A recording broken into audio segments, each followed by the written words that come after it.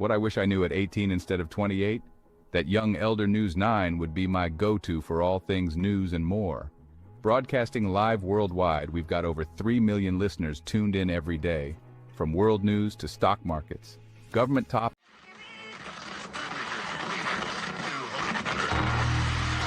And the ancestors are looking out for us. God Hayes is exposing them, man. Okay, you see that chair right there? See how big it is? Yeah. Now look at the poke chair under it. Scroll down, look at the poke chair under Never have it been made so clear. Young TV.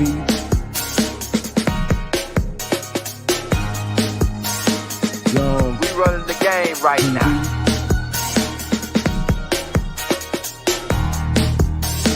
Young TV. Time to take over. Young. We the hottest in the game. Hit that like, hit that subscribe button. If you just not tuned in. TV. Share, like on your Instagram, Facebook. Young TV. If you tuned in, we broadcasting live from 2030, baby.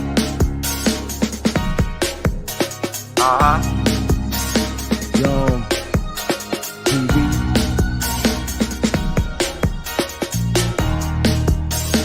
Young. Taking over the game, baby. Oh yeah. Young TV. Hit that like. Young TV. Get them likes up in the air, you heard me? Young TV. Ride by. Hotel Islam. Young TV. Assalamu alaikum. Shalom alaikum. Young TV. Hit that like. Hey, y'all. Get him in here. Surprise class. We got Chiefs Giant Faith at the North Gate. Right? Get him in here. Send it to everybody. We're trying to get 12,000 people on tonight. We got some cold, hot topics tonight. We're gonna give you a spin and a twist. Right? They said that Mama Rabbit was live on TikTok this minute ago. I don't know if she's still on, bro. But can you hear me, Rod? Yeah, I can hear you loud and clear. Can you hear me? Yeah, can you hear me? All right, hey, Rod, it's a lot going on in the media, man.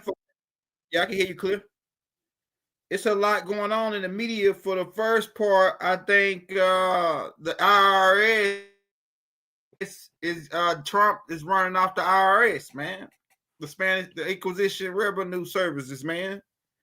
What's your take on that, man? We can start it out right like the ice. Remember, I told you a couple of weeks ago they had fired 1,500 IRS workers.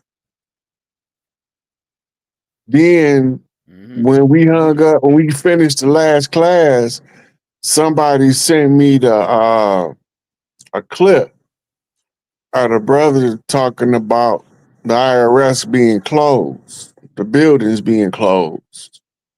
The IRS agent that like our block agent that do your taxes, they going down to the IRS office and can't get in because there ain't nobody there.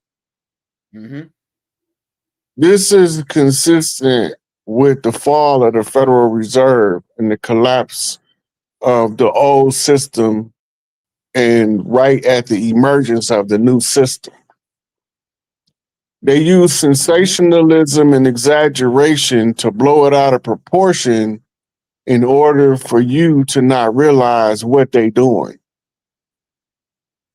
And when you turn down the exaggeration, and then you could see it better for what it is. It's the same way with translating dreams.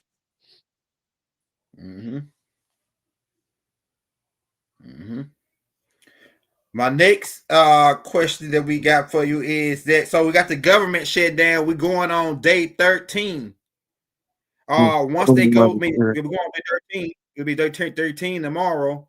Now, once they go into a 15 days, 16 days, what have you, this is when the payments for some of these organizations that's connected with the federal government don't go out no more. What's your take on that? And for the people that's watching as part of those organizations that maybe not receive a paycheck, they still got to go to work and hope that these guys clear everything up within the next couple of days. Well, the military is guaranteed to get paid under Trump redistribution of the funds seized by Doge. Insisted that. So remember, I told you last time it was a $2 billion package. It was a $200 billion package that they took from Doge to pay EBT and those SNAP and all that, single mothers with children, make sure they cover. So now we see he issued a statement saying that Schumer didn't want to start the government back and his soldiers couldn't get paid. Remember, as the commander in chief of the armed forces, your primary responsibility is to keep your army's morale high as you exercise in hostile actions, especially when it's internally.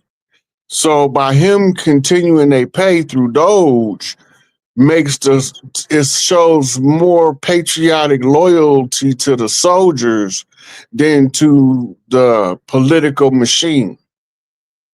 So it's a subtle message that comes with that. So all of this is the shutdown of the old system, and then when they start rolling out the arrests in the next couple of weeks, then that's when they're gonna start showing you why the old system was done away with and why the military had to intervene. If you know American history, the military has always reserved the right to intervene when the government go rogue. It's part of your Second Amendment militia rights. Well, that's why in a oath, they swear to protect it against all enemies, both foreign and domestic. But under the structure and anatomy of military, the only way you can use the Army, Navy, Air Force, and Marines at home is they have to be put under the command of the National Guard. So they call the dude that called the meeting with all of the generals, they say he was a failed National Guard general, right? But obviously he wasn't, because he's now the director of the Department of Military or Department of War. So they're using the National Guard because there's a domestic enemy. ICE is under the jurisdiction of the Department of Justice. They're trying to recruit policemen out of the police force by offering them incentive packages that the bonus is more than their annual income, most of them. And then they got other benefits, signing benefits package with it, because they're trying to let them know you got to get off the police force. And if you want to continue practicing law enforcement, you got to get under the right jurisdictional authority. Because now they're going under, they're securing the hotspot cities, the ones that they called hot targets. Then they just had a big old explosion on the military. Yeah, that's highly unlikely that wasn't deliberate, if somebody didn't bomb it. And we might not find out for another week or two. So that's not normal.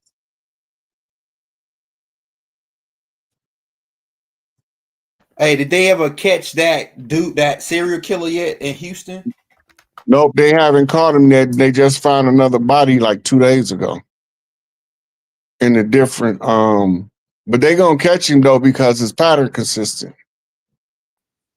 It says, look, it says right here, it says, despite the discovery of more than 20 bodies in the Houston Bayou in 2025, authorities have not identified or arrested a serial killer in Houston officially. Mayor John Whitmire have repeatedly stated that there is no evidence connecting the deaths. What? Pushing back against the only way that's possible is that's what you call a criminal dump site. But normally, wherever they dump bodies at like that, you normally have something that's gonna consume them quick. We talking about Texas, right? Yeah. Ain't no alligators in Texas, baby. No. Oh, is it? Nah. They mostly Louisiana, Florida. Because Texas, but right up against Louisiana, and Louisiana got gators. But Texas don't got gators. That's something weird. Yeah, they don't got no gator because it go from Louisiana, Mississippi, Mobile might have a few, but then it's just really Florida and Louisiana is the main two alligator crocodile states. Look, I went to go visit Macomb, Mississippi, right? Mississippi, yep. Look, and my great grandmama's uncle. No, my grandmama's uncle got a park named after him called Percy Queen Park. Right? Oh, Irish senator. Anyway, all of the little people in the family, let's go down to Percy Queen Park, go swimming. Man, I get down to Percy Queen Park, I see trees just floating around in the water. They running in there swimming, and I'm like, I'm not going in there because them trees look like they got teeth. They swimming in there with the gators, man. I was like, y'all cold. I can't do the gator thing. That ain't my lane. That's why I like the North, because we ain't got no gators or no sharks. Yeah. We got no. Only poisonous snake is the Michigan rattler, and they rare. They so rare that you might live in the woods all your life and never see one. So I ain't really worried about them. I ain't got to worry about no grizzlies. I don't got to worry about no polar bears. Occasionally, you might catch a puma or a wolverine in a strange part of Michigan. They had a couple Black Panther sightings up by Flint, between Flint and Saginaw, but we don't have that, like that down south animal danger. We don't have that up here. Yeah. Really. And down south, you start to get ran over by a pack of wild boars, ate by alligators. And we don't know what else they got off in the woods back there. We go hunt giant swamp rabbits. That's the name, giant swamp rabbits. They literally big as hell. Hey, they got Bigfoot and reptilians, the walking shade shifted ones. Oh yeah, and Kittiwakes. Yeah, want to chase me. Those are the Kittiwakes, what they call the Wookiees on the Wookiees on Star Wars. Bigfoot. Yeah. What's my man name on there? Chewbacca. Yeah. Sasquatch. Yeah, Bigfoots. Yeah. We've been knowing about them for thousands of years. They're not no stranger to us over here. They only a stranger to the land. Right. We even intermix with them in certain points, especially in the Mississippi Valley. And Appalachian Mountains. So we know about them. They not strange to us. And they just wonder why they don't get to see them as often, because they have a telepathic connection where when humans start getting close, they can hear you thinking while you approach and they go the other way. That's why they so hard to walk up on. And they usually live in close to cave. They live in the caves, but they live if you see them, they usually close no more than 50 to 25 miles from there, because they can run pretty fast, these guys. And they got what they call crystal gateways, where they take a crystal to a certain part of the ley line and say a sacred word, and it'll open the portal. That's right. Yeah, that's right. So, but that's all. That's a whole nother story. We getting off that right there is a whole. Yeah, I got one for that one too. A whole deciphering myth in and of itself, because the native was telling the settlers when they came, if y'all get past us, y'all got to fight them big hairy motherfuckers in the woods. And then you got to remember the Mississippians was 6'9", 6'10", dressed up with this wolf costume on. That's where you get your werewolf legend from. That's right. Right? Because we wear wolves and they suck blood because they vampires. Right. Right. So they telling you who they is in stories like Twilight, American Werewolf in London. Right. They telling you the difference in who's who, but it's confusing because they whitewashing all of the actual people. That's those true people that's taking those forms. The concept of turning into the werewolf on the full moon is an exaggeration of a wartime rage. Right? It ain't the full moon. It's just that the battles fought at night under the full moon is their specialty. Right. They take the mythology to shroud the truth of the matter. Right. So the more Mississippians, them the ones who bailed Chief Pontiac out on Belle Isle. That's why they said that a bunch of giant wolves came out the darkness and attacked them on 2 feet. Giant walking wolves, between 7 and 8 feet tall. That's what the French soldiers reported back. So we know what the old Mississippians dress like when they go into war. Remember, they talk about war paint, but they don't talk about the stealth technology of dressing like the animals of the land that they not familiar with. But we are. What they call it in a buffalo soldier. Because we used to wear buffalo pelts and live among the buffalo. And that's how we knew when the harvest, when new baby buffalo was being born, when the albino buffalo was coming, when the last time he was here, what's the significance? Because the last 10 times he came, this is what we saw. So when you see the albino buffalo, it means this is going to happen again. Because it consistently happened 10 times in a row. So on the 11th time you see it, it got to happen. Because it happens every time. It's consistent.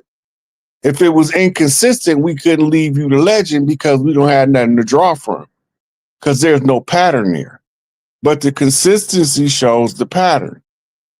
So then they tell you about the white buffalo lady, but they don't tell you how to find her.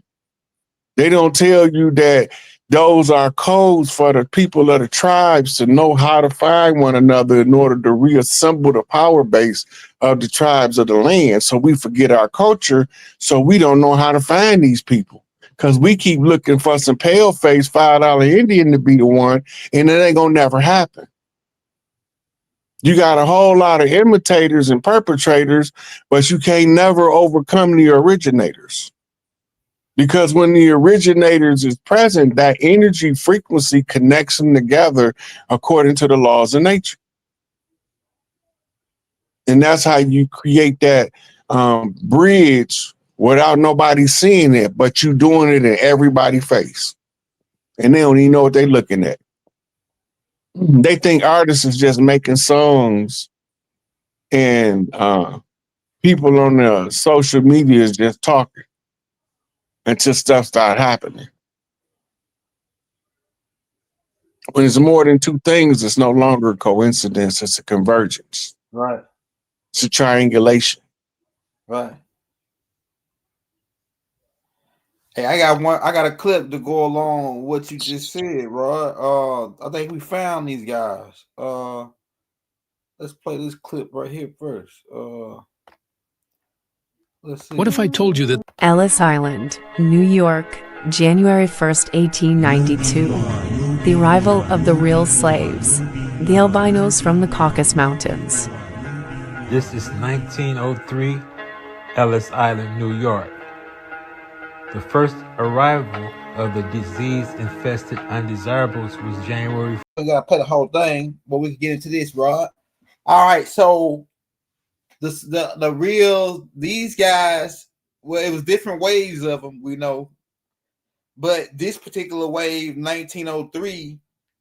So these guys, the whole storyline, they just replaced us with them. They took us and put us in their place as if we came over as slaves and germ infested folks and this and that, and then go ahead, because you go in on the switch around, the old switcheroo. Yeah. So remember, we got to look at what's contemporary with what major events in order to unravel the mystery behind the history. And you got to remember, they want us to disassociate from this land the people that look like us. Right. Right? Yep. At the same time, they need the great debauchery, the degenerate bloodlines to be cured by getting a drop of blood of the original people. Right? Yeah. The one drop of blood doctrine. The 4th generation to transition the color of the skin became a critical understanding based on Mendelian laws of genetics. Now you're talking about Mendel, who was a Catholic priest studying the genetics of plants. But the study of the genetics he developed is the standard of our modern day DNA genetic studies. Right? Okay, now, contemporary with that, they had to conceal the fact that the people we was fighting look like us. Right. But they can't conceal the fact if the white man to us don't look white, or what they want us to believe white mean. Right? So they got to bring people from Europe that need a drop of blood as the standard in the caste system to develop the inferiority complex to subjugate the original people. By telling them that somebody lesser than them is greater than them and make them determined to prove their greatness, it oozes out of their reality of suffering. The more the suffering, the greater the developments to break the suffering are. Great inventions. And all great inventions is to relieve the struggle of performing certain types of tasks, all the way to computer and digital technology. Man trying to take control of how he controlled his environment by developing machines, techniques, and strategies to reduce the struggles of the workload. Right? So they had to digitize everything.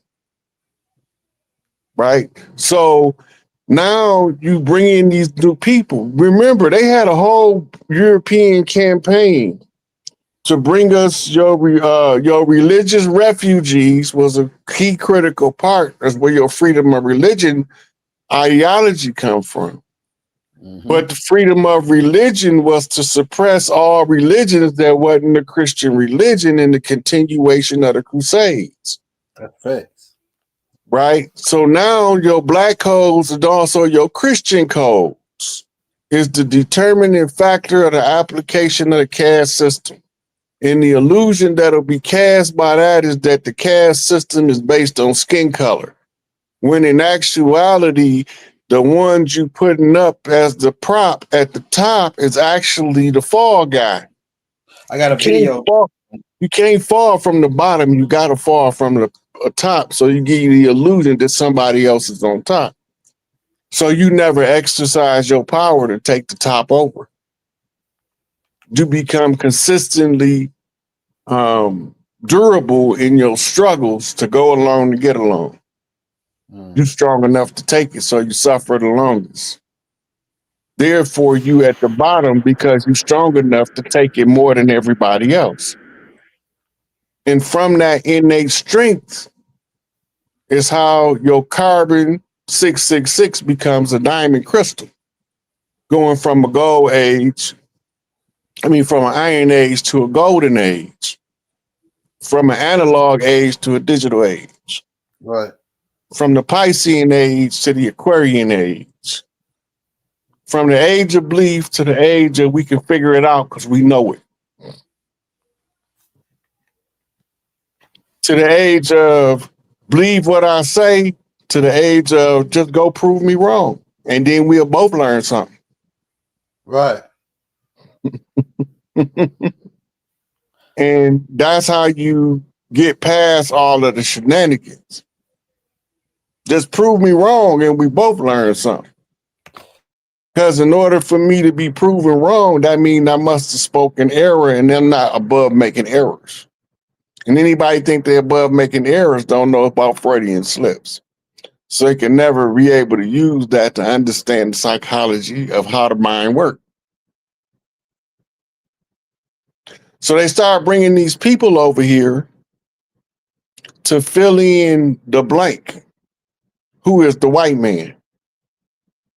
Remember, the pale-faced lady say there were no people on earth called white people before 1860. Play it. Play it. That'll be better. Now, you have to invent white people. Now before,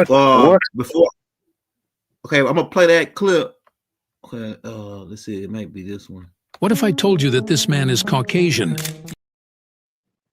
Right, so this is the people Rod talking about when he say the real free white man. That's what they finna explain it right. What if I told you that this man is Caucasian? Yes, they literally live in the Caucasus, and as you can see, are wearing traditional Caucasus clothing that you can see many UFC fighters from the region wear. These are the Black Abkhazians, who live off the coast of the Black Sea in the disputed region of Abkhazia.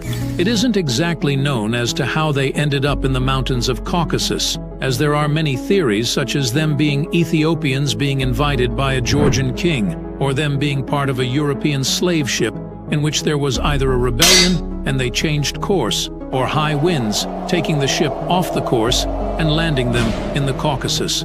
It was difficult to get any clues as to the origin of these people, as even during first foreign encounters with them in 18th century, they were already fully integrated into Abkhaz society, and only spoke Abkhaz as well, being Muslim, and having all of the Abkhaz customs and traditions, and other Abkhazians confirming that as well as they also consider them simply as Abkhaz, and not knowing if they have any separate origin. An interesting random fact is that the American singer Paul Robeson was hosted by a Black Abkhazian family when vacationing in Sochi. As pertaining to their DNA, it is unfortunately not clear, as none of them have come forward to take a test, and they have been pretty much fully mixed into the common Abkhazian genome.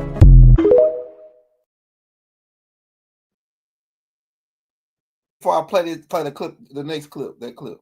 Hey, you know what? I'm gonna send you some receipts that's gonna explain why there's two groups of those people. Remember, the pale face, when Yakub was having his grafting process, they left some Negroes in charge. That's right. When they was sending their product to the Caucasus, they were being transported by some Negroes. That's right. Yakub's scientist was black like him. They blue black Negroes. Yeah. And they in turn would take concubines from these people. The Canaanite is when you read the Sons of Canaan by Malachi, right? Mm-hmm. It's giving you the religious description of how they got there. But when you do the research on the Grimaldi, it tells you the genetic drift of how they got there. Haplogroups, Mm-hmm. phenotypes, right? The settlements being followed is showing you the outposts that they set up to run from one camp to the next camp in a period of time in order to transport their product past the Black Sea, Caspian Sea area. Mm-hmm. Right? So this is how you know they condition. Because you got overseers just reporting back to whoever these people is, hide and call themselves our moon priests because they don't want to be seen. Right. But they getting the accounting of the situation, circumstances, and conditions surrounding the people in the Caucasus. That's why they say they was roped in. Yep, you're right. And this is a metaphor because Europa was the goddess sister, daughter of Isis, who the continent was named after. mm-hmm. Her sister name was Helen, who the Greek territories was named after. Right? But they changed the history by putting stories into mythology and telling you that they didn't really happen, but they really happened at the same time.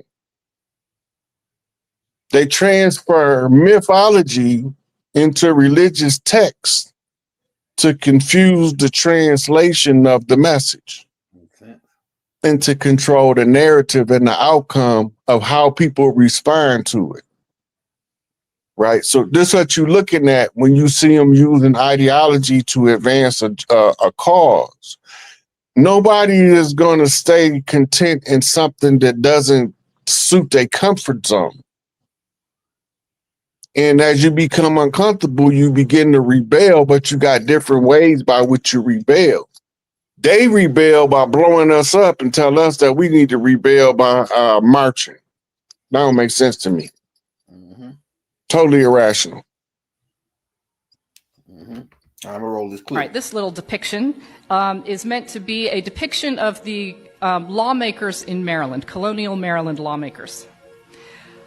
They passed a law in 1664 punishing, and I quote, British and other foreign women who marry enslaved Negro men.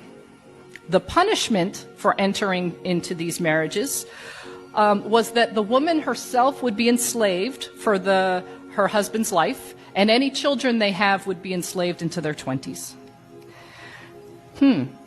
Now imagine that you are a plantation owner. That's not a bad deal. I get more property. I like that. And that is exactly what happened. Rather than deter these marriages, which is the express intent of the law of 1664, rather than deter them, these marriages were encouraged by property owners because that, in fact, that such a marriage increased their property value. This law of 1664 represents, if not the first, certainly the precursor to anti-miscegenation law. These are laws that punished or prohibited marriage between, notice that white people didn't exist yet in 1664, at least as referenced in that law. But most generally speaking, anti-miscegenation law prohibited and punished marriages between a white person and a specific non-white person or persons. Let me be really clear. I read all the time in history books, in academic texts, and I read anti-miscegenation law described as prohibiting interracial marriage. That's not correct. For example, a member of a native tribe could marry a person of Chinese descent. Both were understood as racially distinct, but never did anti-miscegenation law prohibit such kinds of marriages. The only marriages that anti-miscegenation law prohibited were those between a white person and always a person of African descent, and sometimes various other groups. Okay, so just so we're really clear about anti-miscegenation law and its link to whiteness. A couple other things to note about anti-miscegenation law. It's not derived from British law. Anytime we look at law and study history and you see a break from British common law, you always want to pay attention because it tells us something about the needs and desires of those who wielded power.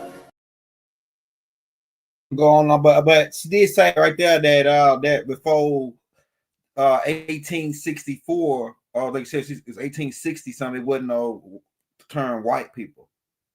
Right. When they was referring to whites, they was referring to the invaders, the conquistadors.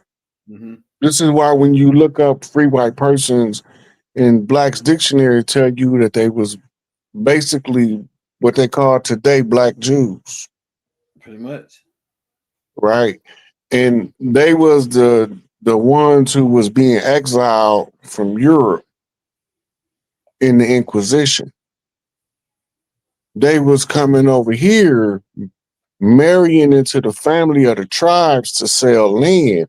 This is the source of that miscegenation law, because the tribes of the land was complaining to the government about the men from foreign tribes that was classified under the law as free white persons was marrying into the tribes, and then they were selling land and making land contract deals that was the prime jurisdiction of the tribal mothers.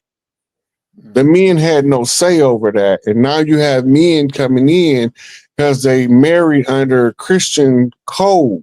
This is why you needed a Christian code, because you need these women that marry to lose their property rights by marital rights, by surrendering your property rights for marital rights. Because this is why in the Christian church, they're always talking about the man being the head of the house. Yeah, that's right. But the pharaoh means the lady of the house, the lady that lights the house, the woman of the house. And the man derives his rulership authority from her position as a rightful heir princess who was selected by the queen mother of the potential king to co-govern with her son before she surrendered power to her daughter-in-law, who's going to become the next queen mother. So this was the matriarchal order that they usurping by changing the standard of how property is passed from tribal rights to Christian coded rights. But under the grandfather clause, nobody ever overturned any other tribal law, because you can't do it because it's the law of the land. It's not the law of the Admiralty and Maritime. And so we grandfather in, using the oral tradition, all of our old laws that give us the position to govern ourselves. When they say that we couldn't govern ourselves, so Noble Drew Ali gave them 100 years for us to govern ourselves. We gonna figure it out. And we got multiple organizations that prove that we can govern ourselves. We got our own everything. We don't need them for nothing. They whole military is made up of our children. Let that sink in. Yeah. What we need them for. Right. So when you weed out the BS and you get down to the source of it all, it boils down to good versus evil, right versus wrong. And that's the only thing that make it evil, because it's wrong. It's trying to take the place of the right. It's the battle of two positions. The one that wanted and the one that earned it. Let's see what we got for you, bro. And God didn't make the white man that made us. The white man made just 6,000 years ago, and we was made unlimited. We don't know nothing about any birth record for us. You can't find no history that will give you the birth of the black man. He has always been. Well, then, since we have no beginning or no end for the black man, what is your doctrine on the origin of the Caucasian race? Caucasian is a name given to the quality of the man. It means originally weak bone and stale face, you know. The person have a stale color and his bones are weak, and they call him Caucasian. But actually he was made white. This was brought about 6,000 years ago. And a black man, he is the father of the Caucasian race. His name was Yakub. He discovered in the germ of the black man that there were two people. And in studying the germ, he learned to divide the germ. It taken him 600 years to keep marrying this lighter one on to the lighter one until he produced we say they pick up the whole thing. That is pale white. He did it by using the birth control law. Therefore, and we have today now brown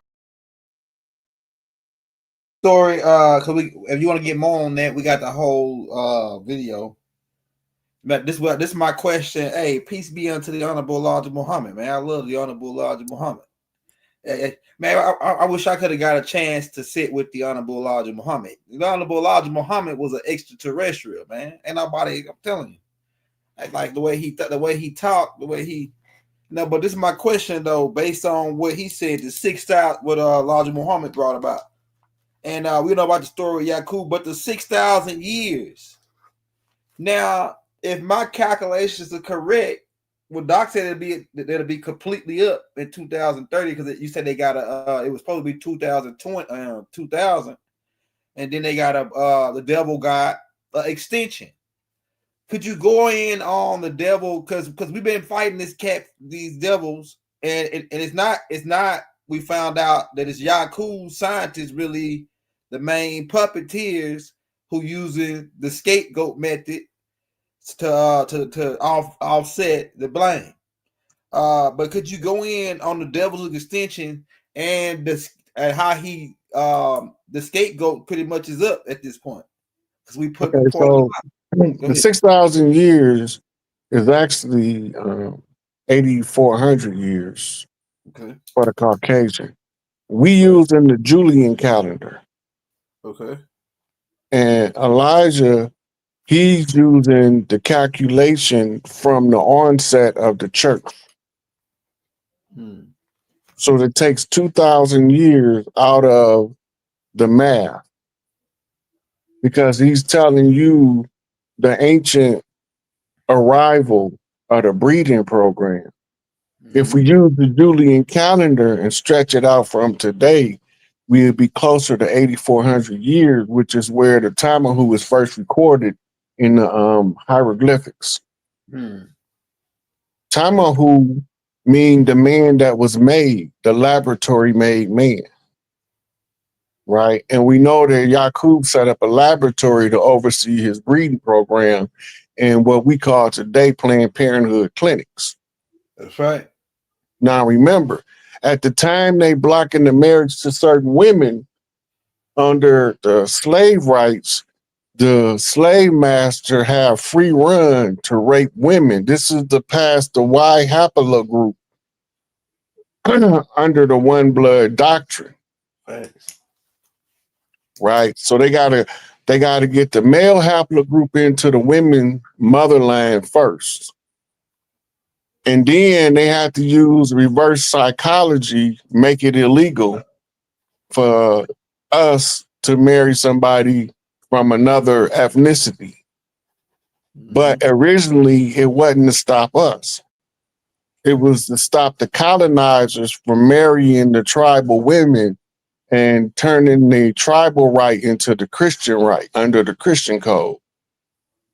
But later on, with the institution of the arrival of the Ellis Island immigrants, the social reverse psychology of creating a standard of beauty, telling the greatest men that ever lived, he can't have access to it. And then you had to express that drop of blood to get the attention. So now they're using the daughter of the ones that came with the Y chromosome haplogroup. So now you got to get the Y chromosome off the father line into the same haplogroups in order to purify the DNA codes of the two Y chromosomes, which is done through the women in the mitochondrial resonance, scanning the DNA to correct the defects by comparative analysis. And this is why we live in a hoe culture. They trying to desperately correct the DNA.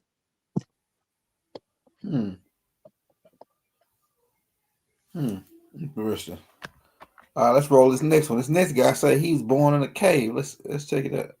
October 10th, 2025. This is the day that will go down. I'm the oldest of 10 children. I'm born in August 28th, 1896. I'm born at Cherokee Strip, OT, Oklahoma Territory, 1896. Those early days, we lived in, really I was born in a cave. There wasn't nothing but a cave. In a cave? Right. The next home was a half dugout. To start with. In a half dugout. I would like to just talk to you kind of a lot of things just you go should right put down ahead, so sir. we make it out. Could I ask you one question? All you want to. Was there, what was the closest settlement or town to where you were born? The closest settlement? Uh-huh. Augusta, Oklahoma. None up there now. But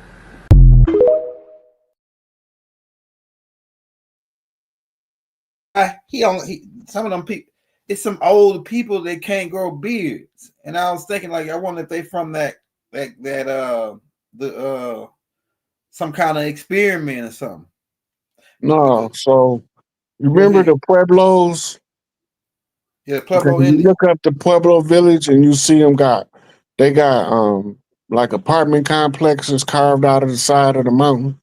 Yeah, I actually been up there with. I actually been out there for a while with them. Right. Well, a lot of the tribes use the natural geography, so they don't have to construct a house. They live in the local caverns, or they even create caverns in the cave wall. That's right. The Dogons did it. Right. And that custom was still with some of the nomadic non-treaty tribes when the settlers came across the Oklahoma Territory. You got to remember, it was into the 1900s that Oklahoma started not being called Indian country by the whole of the country. Oklahoma was Indian territory on paper. So a lot of the old tribes that fled warfare for survival end up taking up habitation in caves and dwellings and learning to create subterranean dwellings to escape the colonizers. And some of them took in the children of the colonizers that they had at war with them. All right, let's roll I'm the going to next show one. you guys some of the documents. So for hundreds of years, we've been telling you, and now you have to keep in mind that we took away any other God that you might have through force, through fear, through pain. So now I'm going to give you a God, but I'm going to do that in a way that it's going to further me. So I'm going to give you a God that looks like me, so that when you bow down to that God, you're bound down to me. The Bible tells us what he's going to look like when he comes back. We have taken that and changed it. Do you remember when Jesus went to Egypt? He hid in Egypt. The people in Egypt, honey, they're not white people. How could he hide that? See, so that we've done that.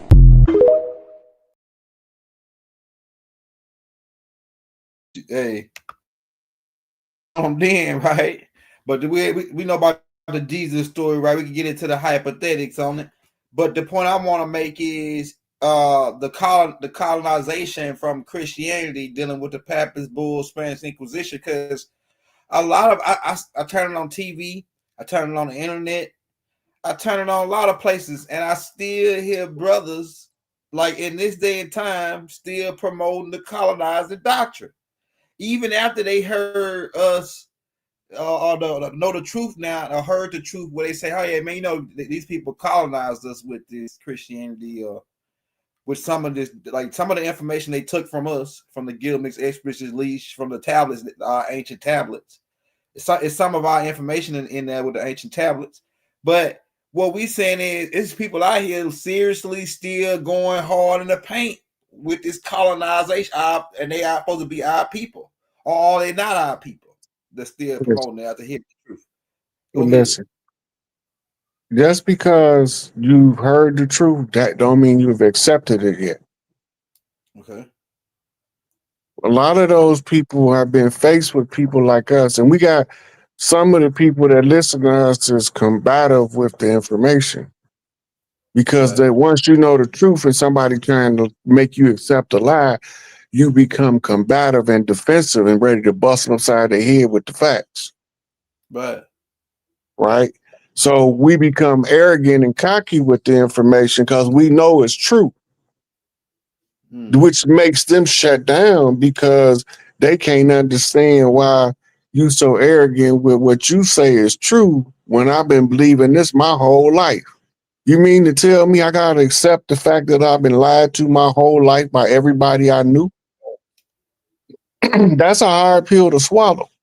You mean the story I've been teaching for the last 30 years as a pastor is not true? Even though they told me in Bible college that the source of all of this information is from here, and here. Yeah. And that this doctrine was written by the Catholic Church for this ecumenical council was this part of the doctrine. This ecumenical council is this part of the doctrine. And they still believe it's true.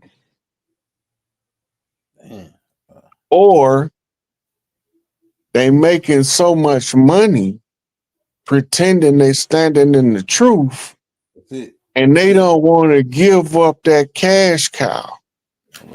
But they don't know that these youngsters is coming through and they tipping sacred cows all night long in the cow tipping contest. Right? So they gonna eventually be forced to adjust to the reality that you can no longer conceal the truth under the doctrines of war called religion.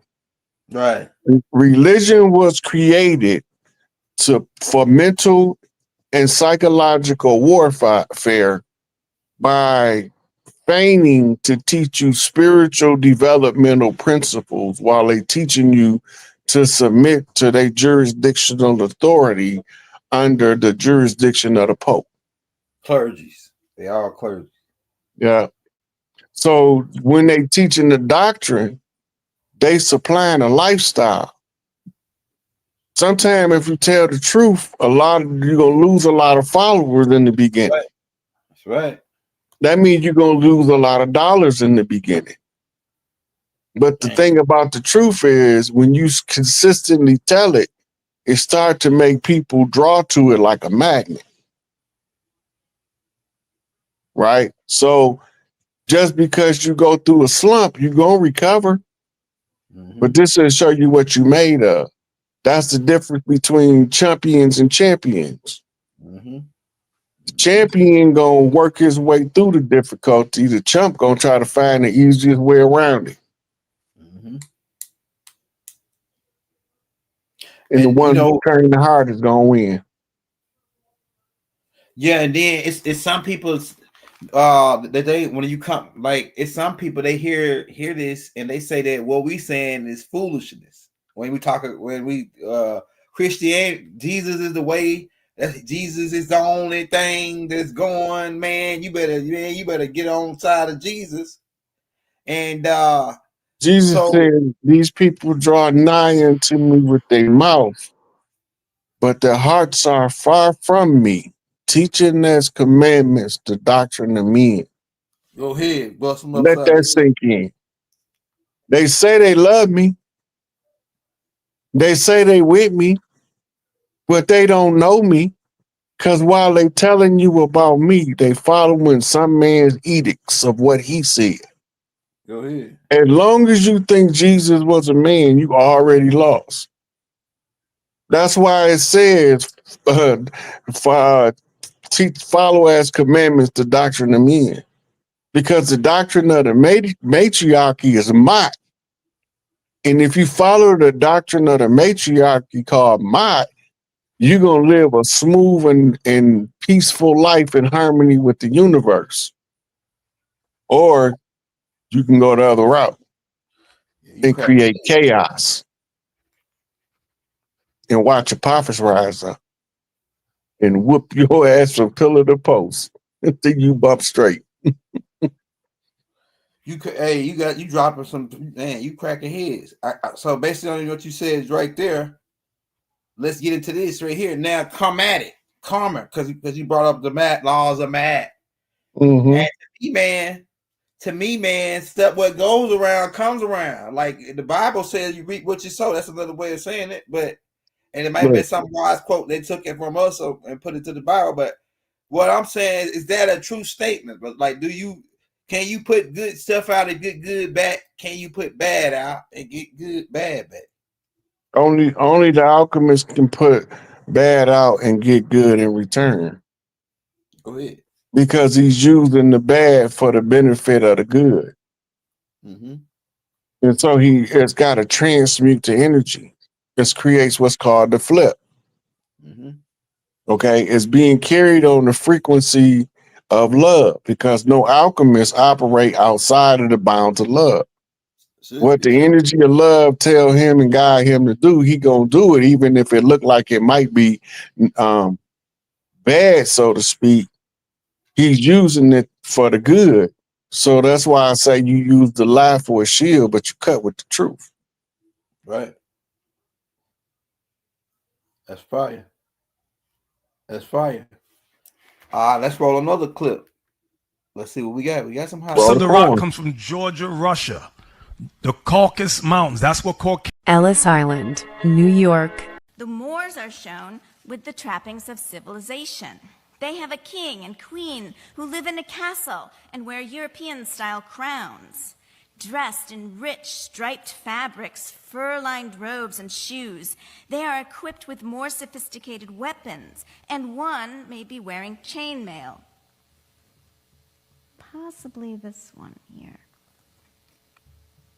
In contrast, the wild men are armed with sticks and stones and are naked except for some leaves serving as makeshift loincloths. The giants have claws on their bare feet, and their king, who has tusks, lives in the open with his wild family. We see him offering his queen a haunch of raw meat, seemingly sourced from the partially dismembered leopard corpse at his feet. Here we go. The tableau in which the three wild men bring offerings to their seated queen, who is nursing a child, seems a deliberate reference to images of the Epiphany, when the three magi pay homage to the infant Jesus. which about this time began to include a black magus.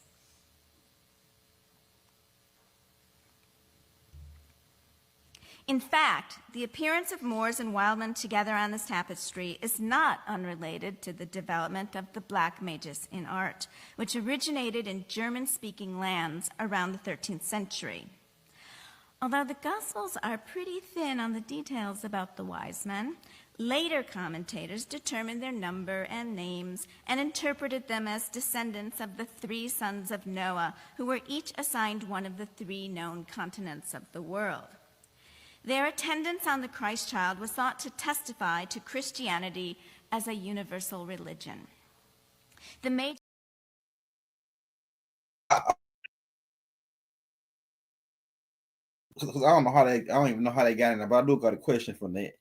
Now, we noticed that the several cultures have the same type of ideology. Like if you go to Egypt, you got the 3 all the concepts that they got in Egypt, probably about like the birth of Haru, the Immaculate Conception, and then you could go into other cultures. They have the same type of culture, but it's got different names for it. Could you go in on how? Because it seemed like a lot of people got their culture from us, and then they just took it and put their own spin on it, and then the ones that came back and colonized us, they took our own teachings, because it seemed like we had the Christian, the basis of the New Testament and the Old Testament, really the basis of the New Testament. We had that the essence of that Immaculate Conception with our Nana and all that. We had that already. So how are they allowed to steal our stuff and then come sell it back to us like it's like they started it? So you ever study virology and vaccines? Okay. Vaccines is to make you immune to a virus. In order to make you immune to the virus, the body had to experience the virus's presence to create antibodies, which are T cells that recognize the defective organism and automatically know, rally the troops, we have an invader. So instead of giving you a live virus, they core the virus nucleus out. And they use the shell of the virus, but it's still alive, mind you. They use the shell of the virus to activate the immune response to the presence of the shell of the virus, which gives off a frequency to the biology of the person. Okay, now, using that same principle, the Holy Drama is the source of all of those different renditions you mentioned. Krishna born of the lotus flower, right? But he got a mama. The Buddha, Siddhartha, born to the princess, right? So when you go around, all those are different cultural descriptions of the Holy Drama. When you say cultural, you look at what the people naturally do, and then you adapt the Holy Drama around a natural lifestyle and the things they already hold reverence to teach them the method of ascension and resurrection of the self in the current lifetime, so you don't have to die a physical death. You die a spiritual death while you're alive, and you live eternally, because then you can see the future. You can see the past. You can see it all for what it is. Then you know that death is only an illusion. So these stories being adapted from the Holy Drama, and Christianity is the one that used the science of the virus to core out the essence of the story and twist it to teach the story wrong, but it's enough of it presence for your genetic memory to cleave onto the story and hold on to it like it's the truth, because it's compatible with the Holy Dramas in everybody's DNA born on Earth. All Earthborn have the code. You just got to activate it by learning your erudition, by training the mind. Once you learn it, you activate, you become a manifest earth spirit, one of the guardians of the realm. Then you learn how to communicate in the basic common terms of the people of the era so that you can educate them on the ancient ways and modern times in terms that they can grasp, that make sense to the reality they live in. So they use the same science to use your genetics against you because you already know the story. You just didn't remember that Jesus is Isis and Emmanuel was Heru, and that the story in red was both of them talking because they wanted to exalt the son above the mother. But the son will never allow it to happen. Because he'll tell his soldiers to buy up swords and knives, and he'll remind them that I come not to bring peace but a sword. My mama need to have her back first. Don't get me started. So the story is the same story. The epithets that was in the book of the coming forth by day that Ra gave to Isis is the same epithets they gave to Christ, the comforter. She is the heart of the Father, which is the heart of Ra. The heart of Ra is Ab Ra, right? Him, the perfect black is Osiris. She is Osiris's love, his heart, manifests opposite him to give birth to the son that she so desired to be like his father, Heru, so that he can understand the patterns of humanity so he can put himself back on his throne. And the son becomes the father. The prince becomes the king. The coronation becomes imminent for the baddest motherfucker ever born. Hey, Rod. So I don't know if you heard recently, but the Africans making a turn on the leaf, man. They said this is, and I quote one of their main spokesmen. He said that that if they would have been colonized by Chinese, they would have been Buddhists. If they would have been colonized by Muslims, they would have been, by Arabs, they would have been Muslims. If they were, but since they were colonized by the British, they became Christians. And he said, and I quote, "The day that you show me the recipe on how to change a goat to a sheep, I'll show you how to change an African to a Christian." You know what I'm saying? Yeah, right. So I just got done watching that, Elder. Right. You saw that on my fact. I got it loaded up on my. Now, this is my question, because they tearing down mosques. How long do you think that Christianity got over the? That's because this is colonized. It's a colonizing mechanism. When a lot of the people that was practicing Christianity, especially on the continent, they practice Christianity openly, but they believe their tribal traditions internally. Right now, they tapping into their ancestral force because of the change in the age of the era and the return of the alpha to the omega. Right, the last becoming first and the first becoming last, the great changing of positions. Right, so they are moving according to the spirit of the ancestors. All of those religions that usurp their power is being overthrown by the ones who wholeheartedly still believe in their tribal traditions. Right. This is what's driving their unity. You know, I think it was one of them countries over there just had a coup. I think it was Madagascar, right offside the island off Africa. I think they just had a coup, and then the military joined on Ibrahim Traore, right? Because the president was on some BS, and he was trying to make the military kill the people, and the military joined with the people to overthrow the police. Would that sound familiar? Yeah, That's when that's gonna happen, man, because it's like this. So all these mega churches, you got churches that's huge. I mean, take up a whole block, right? Some churches, $1 million a week, guys. So, like I said, and then they getting these 501c3s.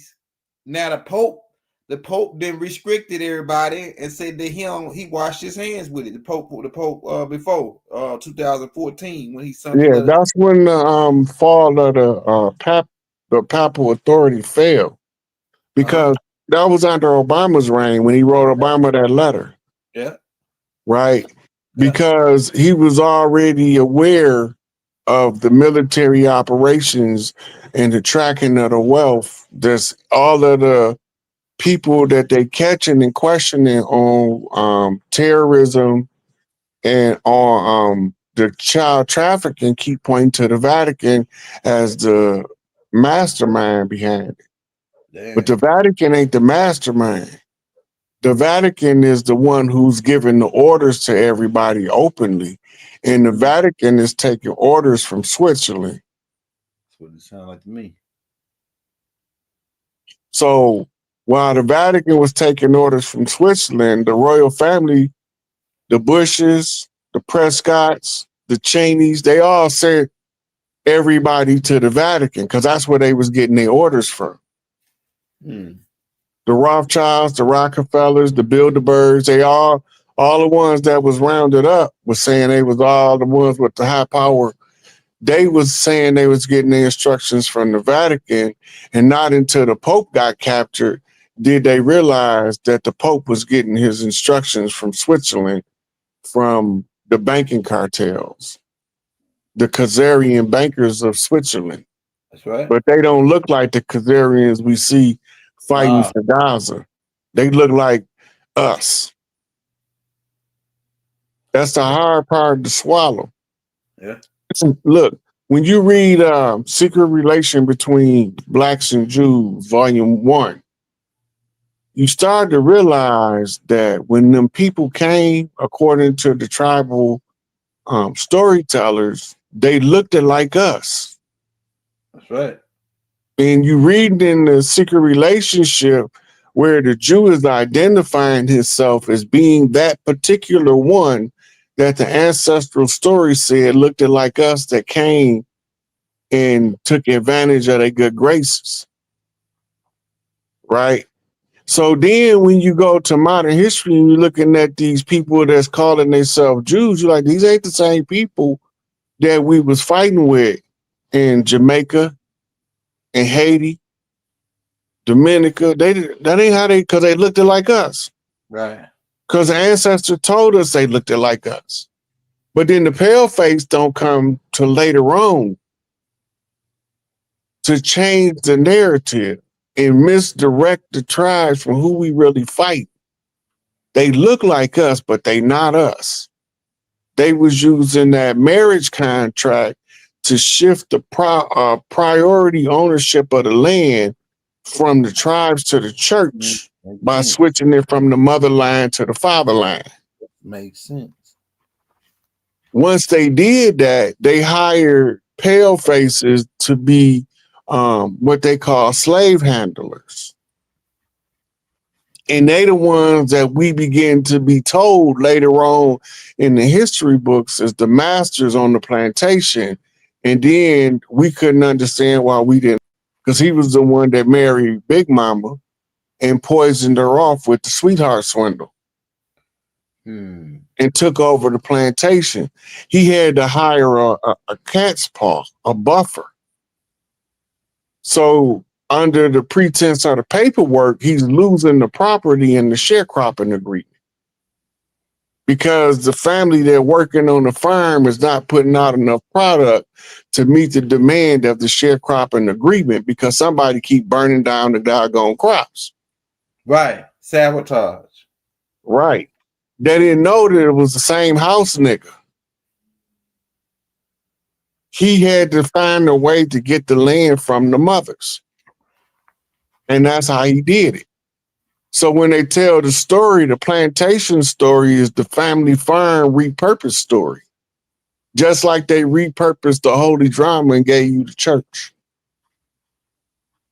Slave narrative is the same thing. It's just socio-political as opposed to spiritual religious. The purpose of it is for you to never grandfather clause the matriarchal right to distribute and control the distribution of the land and land settlements across the Turtle Island, because that can't be changed, and all of the colonizers is already aware of it. So now the goal is really just to get the women to wake up and start forming these women groups that they do to get their energy stable and get their priorities stable. The rest self-corrects at that point because it's their stuff. If they say that it go, it go. If they say it don't go, it's going to have to get corrected. But they have to self-correct first. You can't govern over somebody else and you out of control. Right? You can't govern over the land if you can't govern over your life. It's the same thing.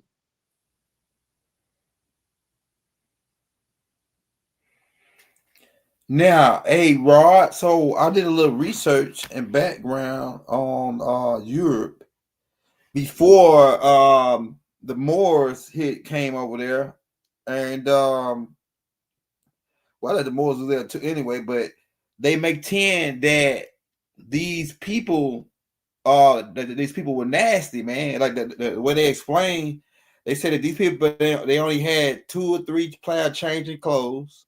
And the queen had maybe like 4 pair, the king, but they didn't believe in taking baths. And I believe this too, because I knew a guy named Ted Rankin that said that he was from England and he didn't take a bath. He said, but once every 7 days because it wear his skin out.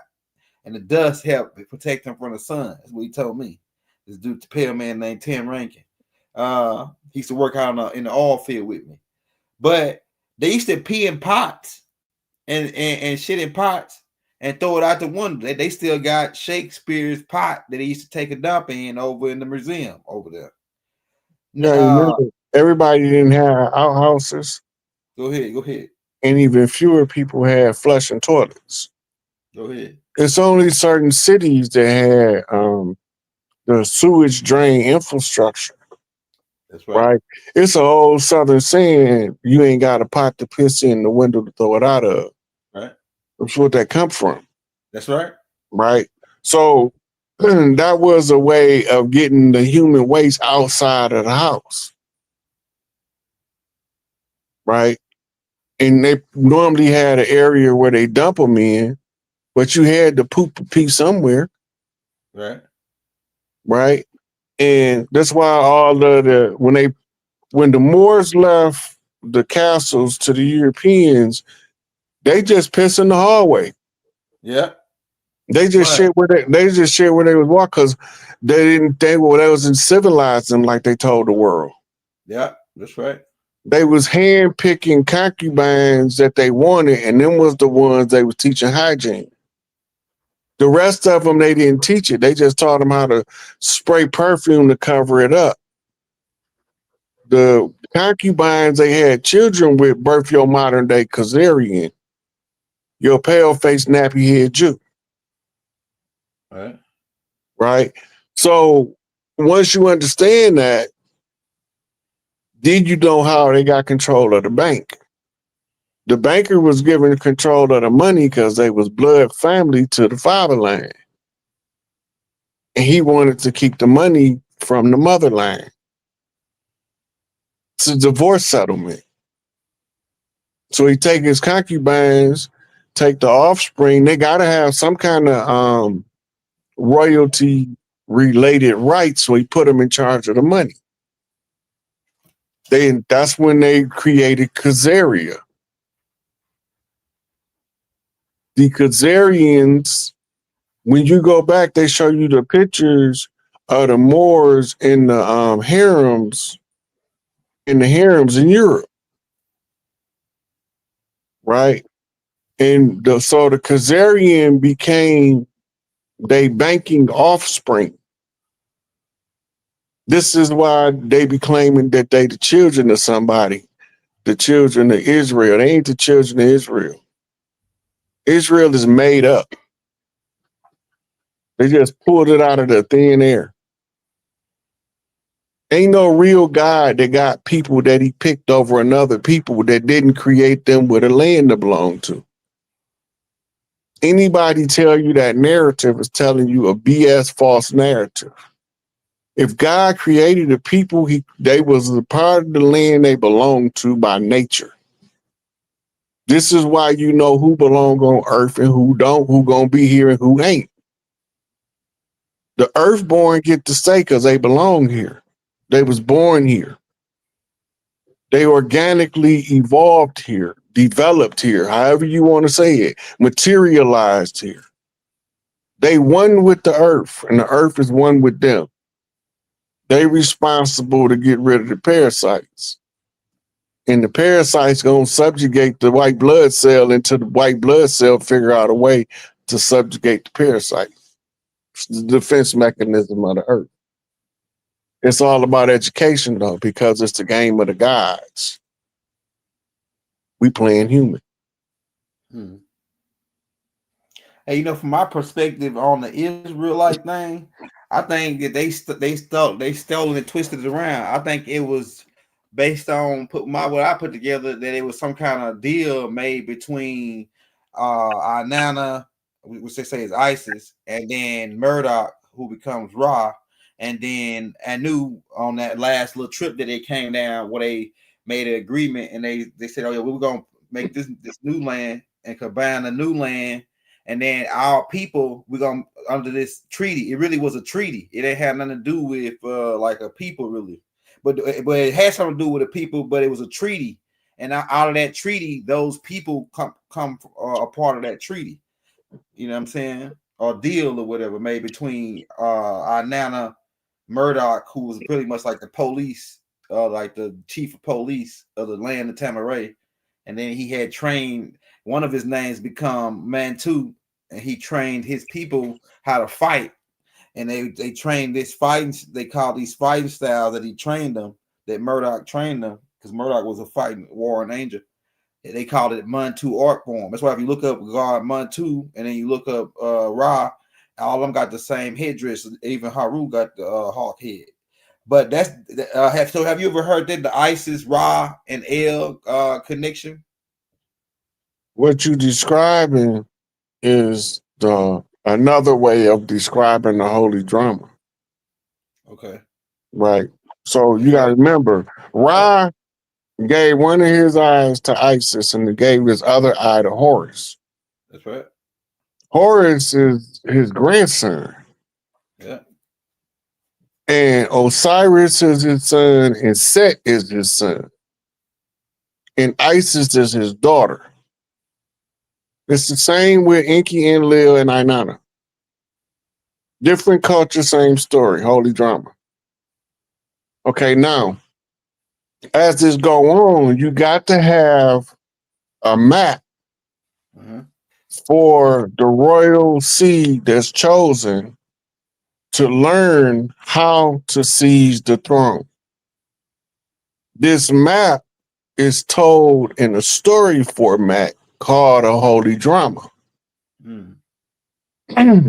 The positions on the map is called the family tree. The keys to the map are the signs and the symbols. When you can put it together, then the story makes sense. But when you can't put it together, you can't make out the story. Right. Right?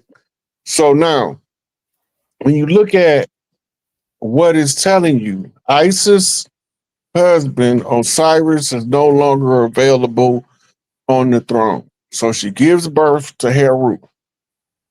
Horus would become, at that point, what's called the crown prince of heaven on earth. As the crown prince, as a child, he begins his fool's journey. being guided by his mother as his puppet master from his heartstring.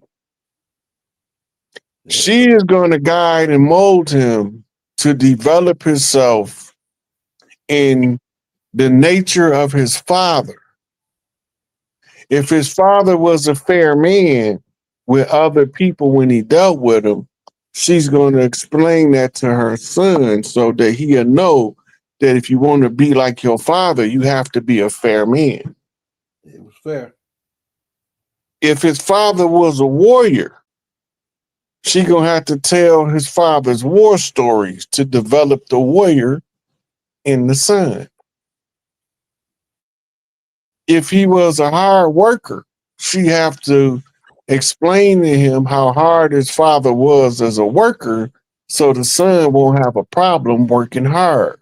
So you're giving you the steps to build a crown prince into the king that seizes the throne, to being the most studied of all who study, to being a thrice great, the best king, statesman, and general, or priest, depending on which school of thought you come from. Right? So when you start climbing the pantheon and you looking at who's in charge, okay, Inanna, Isis, becomes the queen mother because she birthed Horus. Now she has to give him divine wisdom. This is picking his first consort called Sophia. Right? The mother picks the wife of the crown prince that crowns him king. Together they crown him king, as in King of Hearts, the king of the loved, most respected. And then they send him out to the world to be a crash dummy and find out if that shit work or if he's just talking. When they find out it worked, then he earned his stripes. And he's ready to restore Mama back to her throne. Queen Mother Seal, 13th seat.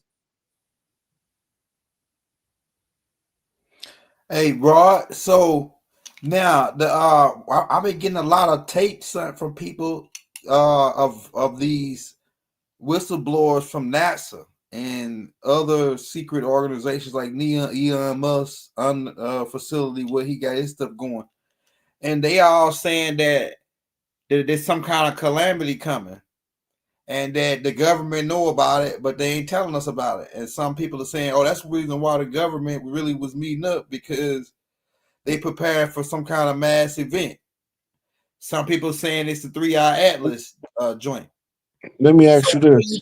About these whistleblowers. Go ahead. Let me ask you this. Yeah. The government ain't telling us? No. That's what they say. What's the state of the government right now? The government shut down. So how they gonna tell us anything? They don't know shit because they closed. They already told us the 3-Eye Atlas be here November 10th. Yeah. Right? Unless it changed speed again and it switched the date. But that's pretty much a timer. And the 3-Eye Atlas timer, it's also telling you it's a whole bunch of ships. Don't get it twisted. If we living in the fucking dome, I don't know where all these ships coming from and where they gonna go, because they can't get in if we in a dome. Right. Well, where they coming from? But they there. What's up with this ship that keep popping out on the side of the moon with these little baby ships surrounding it? Right. I seen it. Right. And amateur astronomers is recording this shit on their home cameras. And you can go on to the website, NASA webs. Well, I don't know if NASA's still up. I think they closed too. Yeah, I think they closed NASA. With the government shutdown, I think that made NASA close. I think I remember reading that a couple days ago. which means there's nobody to report on the activities of 3i Atlas or any of these other incoming bogies, wherever they coming from. Nobody's to report on it because the government shut down, and all of the people that was supposed to be reporting on it can't go to work because ain't nobody opening the doors because ain't nobody getting paid. You think it's a cover up for because they got time to get the hell on and go on, say, like a 2012 type thing where they went to these Noah's Arks underground or something to get out, leave us hanging? They've been ships parked on the far side of the moon, sun, not moon, from us. The sun blinding our view to them, but they've been sitting there in formation for like 6 years. It's parked, right? And you had a couple of giant objects that NASA recorded. They blacked out, but you can see them fueling from the sun. I seen that. This was 7 years ago. I got the video saved on my right. laptop. So whatever going on out there, it's been wherever they are, wherever they come from, they've been here. I think they just us watching us play Fortnite. They us watching us play ourselves in The Sims. That makes sense. They can do that. Because it's all holographic. That's right. You can't be holographic if you're not in a hologram. Let that sink in. Right? And then it's all carried on frequencies of light. How do you break up frequencies of light? You need crystals. Crystals run holograms. That's right. So it don't matter how you look, your DNA is amino acid crystals. That's right. Make up your DNA. So you go with your crystals again, then you got something called epigenetics that tell you that you broadcasting yourself into your form from somewhere else. But where the hell is somewhere else at? Why I can't see over there? Why I can see over here? Why I can't talk to the people on that side of me where I'm projecting from while I'm in the game? I gotta wait till I get outside the game to talk to them. What's going on? It's called elusive dreaming. That's what I mean. Hey, did you go in on that, Rod? Lucid, because it's like you dreaming and you're aware that it's a dream. You know what I'm saying? Yeah. So that's what makes it lucid. You are awake inside of the dream. You are conscious of the fact that you are walking around in a dream. Right. Right. And I get this exercise out. I'm gonna give it out again. Every day until you forget. Pull on your finger, look around, assess your environment, and if you realize you're not having a dream, say, nope, I'm not having a dream. But when I have a dream, I'm going to wake up in my dream aware. And then I'm going to do, and then whatever it is you want to do in a dream, put that at the end of it. Every day, a couple times a day. Until one day you're just going to forget to do it. Now your subconscious mind is processing the data of how to make you become lucid inside your dream. Once you then forgot to perform the function in the 3D, you then surrendered it to the 4D to act on the program. After a matter of time, you're going to be asleep. You're going to pull your finger in the dream. You're going to look around and say, oh, this is a dream. Right? You might even tell yourself how you know it's a dream. And then you're going to say, I said, when I wake up in my dream, I was going to do this. And then you instantly, whatever it is, you're going to be there. That's fire. That's fire. But you're gonna be aware of your control of it the whole time you doing it. Now, so what? Now, so is this? Some people say, and based on a couple movies that I watched, and you know, they teach us in these movies, and they was working on this with Adolf Hitler and the movie Inception and stuff.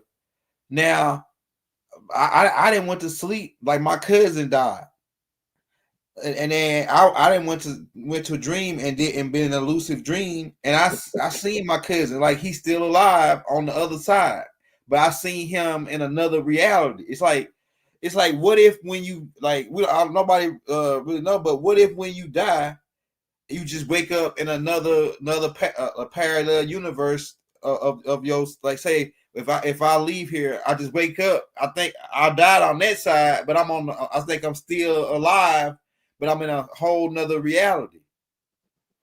You know what I'm saying? When I die. That's parallel universes. Yeah. But now, when you get down to becoming Jet Leader 1, yeah, when you wake up in the dream, right, it's going to be the same reality, but it's going to be the mirror opposite side of it. The reality is on once you get to the point where you brought all of your multi-dimensional selves to bear up on one timeline. Everything is just a mirror at that point when you go to sleep. It's like you're going to sleep and you keep dreaming about being in the same place at home. Because as far as you going in your dream. The other side, I'm on the other side now, I'm on the mirror verse. Did that come with years of collapsing timelines? And you can consciously collapse timelines, but that's a whole nother formula that I don't want to go into right now.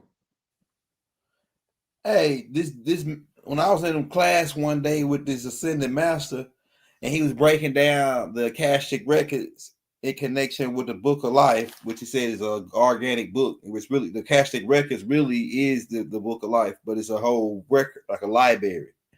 But what he said is that this records records every single thing. But he said, I just wrote it down. Okay, yeah. This is what he said. He said that the based on, like you said, it's a hologram and all that. He said it's recording 3 situations. It always recorded 3 situations, meaning that, like right now, I'm sitting on here talking to you right now. That's one situation. Another situation, in another reality, I'm laying down asleep. Or in another reality, I'm sitting there at the table like I always is, working on the AI tape or something, or studying or something. So he said all those 3 situations is going on at one time. And he said sometimes that some people die in one reality, but they get cut and paste. Meaning they say, oh, you've heard people say I almost had a near-death experiment, like a experience, like I knew I was dead and then I came back, or I was supposed to be dead and then I came back. But what if when they died, they came back in one of those other 2 realities, like the dude was explaining? He said it's 3-dimensional world. Yeah, that's what they call a collapsing reality model. Okay. The near-death experience, you survived it in this timeline, but in the neighboring timeline, you didn't. Yeah. So your awareness shift from the one where you died at, you're not needed over there no more to be aware, because you're dead there. So all of your awareness move into this one. That's the collapse of timelines. Right? So the near-death experience gives you the woo factor. Oh, Daddy almost didn't make it. You made it to a different timeline. Yeah. Right? But now your life might be different. You might find out you like Brussels sprouts and you ain't never liked them before. Well, all of a sudden I like Brussels sprouts. Right. Right? You collapse the timeline. The timeline where you didn't lined up with the timeline where you didn't know you liked them. Where you liked them in the other timeline. So now you remember both timelines, the time you didn't like them, and now that you've tasted them and realized you did like them. The fork in the road is where you decided to taste it to see if you like it, knowing you didn't like it before. That's the fork in the road. Yeah, so it's how you know that's how you could probably tell that you got switch, your time frames got switched. Because I remember one day you called me, you said, "Man, it was like your time, you lost like 4 hours worth of time. Like you was on at 10 o'clock at night, but it was like 7 o'clock. It was something crazy that happened that day." Yeah, I remember what you're talking about. Yeah. It was recorded. Yeah, it's recorded. I got it. Yeah, It I was, got it. it was recorded, so I wasn't making it up. It was a real loss in time. Like 4 hours. It was like 4 Yeah. or 5 hours. Listen. So I wonder if you think that's some kind of do with a glitch, because they say that since we in a hologramic world, there could be glitches. I didn't see It is. Okay, so those are normally caused by solar flares, by coronal mass ejections. That's what they reported when that caused that event that we talking about. Yep, the same day. I It looked was the coronal mass ejection that made a wrinkle in the tank. That was the answer for the lost time. I remembered it. Yeah.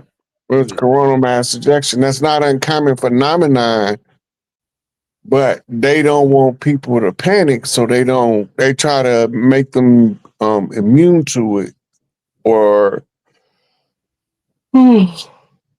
desensitized to it by not discussing it to them.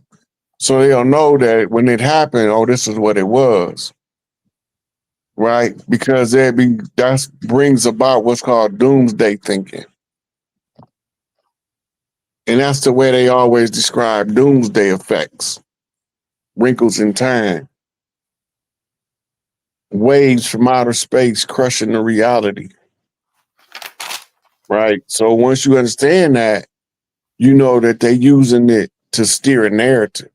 But it's already known that the field created in the coronal mass ejection and the radiation produced from it causes the time to speed up and slow down and to make jumps. Do you think, because since we get into some high level science here, man, you making me think about something that I might need to look into. Now, so the light takes 8 minutes, like 8 minutes and some change to get to Earth. So would it being that everything is being projected here in a light electromagnetic frequencies? Do you think that we on some kind of 8 minute wave frequency where every reality change, scenery change every 8 minutes? But you got to remember the solar eruptions, the solar flares, the coronal mass ejections, they don't all move at the same speed. Right. They're not as free flowing as light because they're denser. They waves of energy, but they heavier energy waves that take longer to reach Earth. And when they reach Earth, they have an effect that's consistent with the type of energy that it is. This is told in your Superman story, Flying Before the Red Sun. You're not absorbing the light, he's absorbing the UV rays. That brings me to melanin. Now, they say you need melanin in your ship to travel out of space. Some of these people are saying that with the NASA, I'm saying they use melanin to go out of space, man. So I don't know if that's true, but I know most computers use melanin for accelerated energy exchange or data exchange. The melanin is independent and it's multidimensional thinking. Right? To be able to activate your melanin as a carbon brain, separate from your physical neurological brain, is part of your spiritual senses in the science of nine ether. the stuff we went over last time. You know, the science of the black dot. We didn't mention that last time, Dr. Richard King. Understanding the nucleus and the source of the information. You got to look at it like you are the pivot point of two fields of energy that mirror each other, and you the mirror in the middle. Man, so would it be, because I remember you telling me, you showing me, I think it was time you posted on your Instagram about melanin being just as valuable as gold, because like I say, I think I looked it up one time, and I think it did say that NASA, they use it in some kind of form. They use melanin in their spaceship to be able to break through the barrier. I don't think that's what they use it for. I think they use it in their computers because they use gold to sheet and shield their ships from deteriorating, transitioning to and from space. That makes sense with the ash. I mean, the ash, the Anarchies used it for that same similar reasons. Yeah, and then saying you can go to NASA website and type in ask how gold used in the design of the space shuttle, and they tell you. Like all of the windows got gold sheet on it. Yeah, thin gold sheet is like fused to the glass where you could like see through it.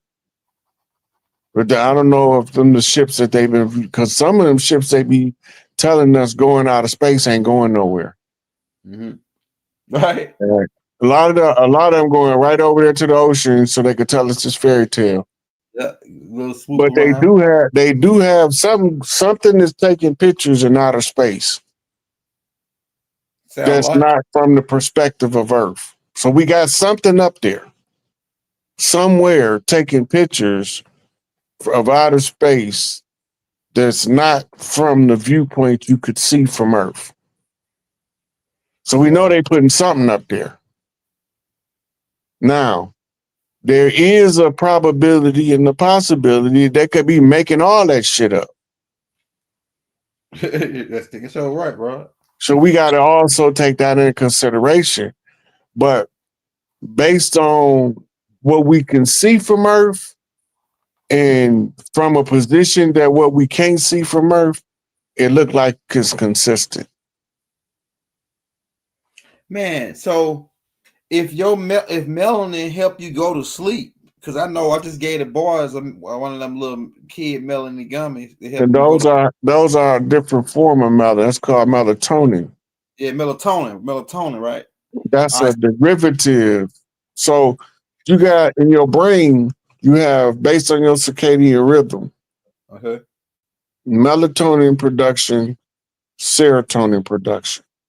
Go ahead. Now, serotonin, when certain chemicals go off in the brain, turns into melatonin. Right. Right? When you fall asleep and the body uses the melatonin, the process of the body using the melatonin turns it back into serotonin.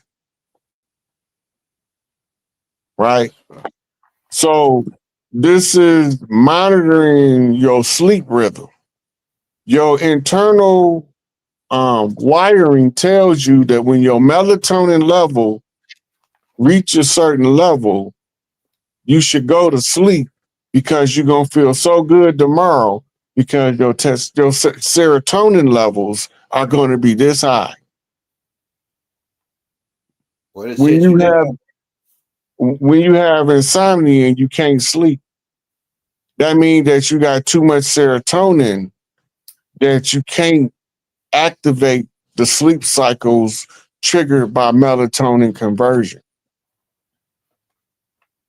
which is normally a byproduct of overabundance of testosterone in puberty. Oh, not enough sunlight, because ain't it a photosynthesis type process going on to form the That's the melanin? vitamin D. That's for your vitamin D. So your serotonin and your vitamin D, all of those are to help your body produce dopamine. Go ahead. Dopamine is your response to all pleasurable things. The first thing you go to, you got beta, you got endorphins and dopamines. And then you got different classes of them depending on what the trigger form are. And these allow you to experience what we call pleasure, right? And when the dopamine rush crash, it's like crashing on sugar. It's like a sugar high. When it crashes, it either gonna make you be depressed or searching for a dramatic experience to raise the dopamine level artificially. Yeah. Damn, that's true. That's the psychiatric side of the psychological application of the science called sociology to conform people into different herds on their own. Now let's get to something interesting, because we talking about chemistry in the brain. Now, when I hear certain people talking about relationships, they said that, oh yeah, well, we got chemistry. Me and this person, we got a chemistry, and they make me laugh because dopamine is one of those like when somebody make you laugh or it's funny, yeah. So could you go in on that, the chemistry between when this person can release dopamine and release estrogen or whatever the case may be to open the Stargate? Could you go in on that, the hormone release and the chemistry?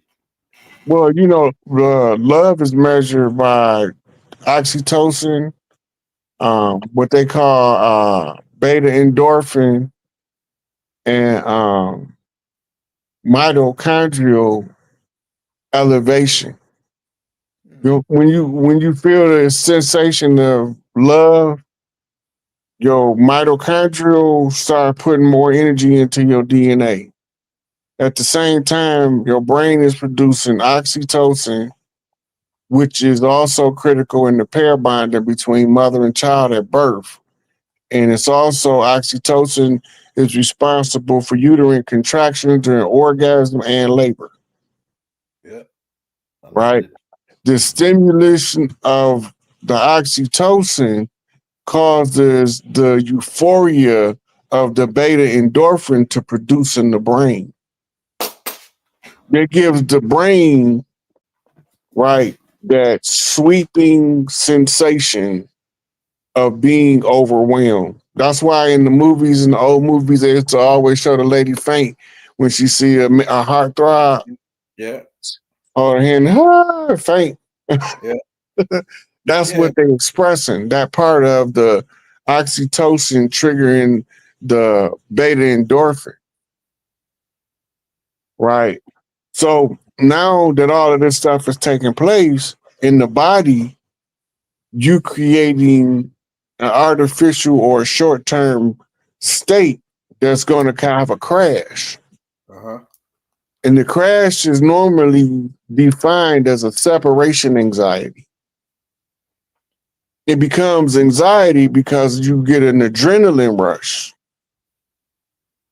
You get an adrenaline rush, and then that spikes for a male, his testosterone spike, which drives him into fight mode, where it makes the female start to go into apathy mode because she's supposed to recluse in the face of danger, and the man's supposed to rise up. So when the biochemistry make her recluse, she take that based on modern definition of her response. That's aberrative, right? That modern definition of that response make her think that she's depressed and that she just can't take it. But the reality is nature telling her run in the cave while the men fight the monsters outside.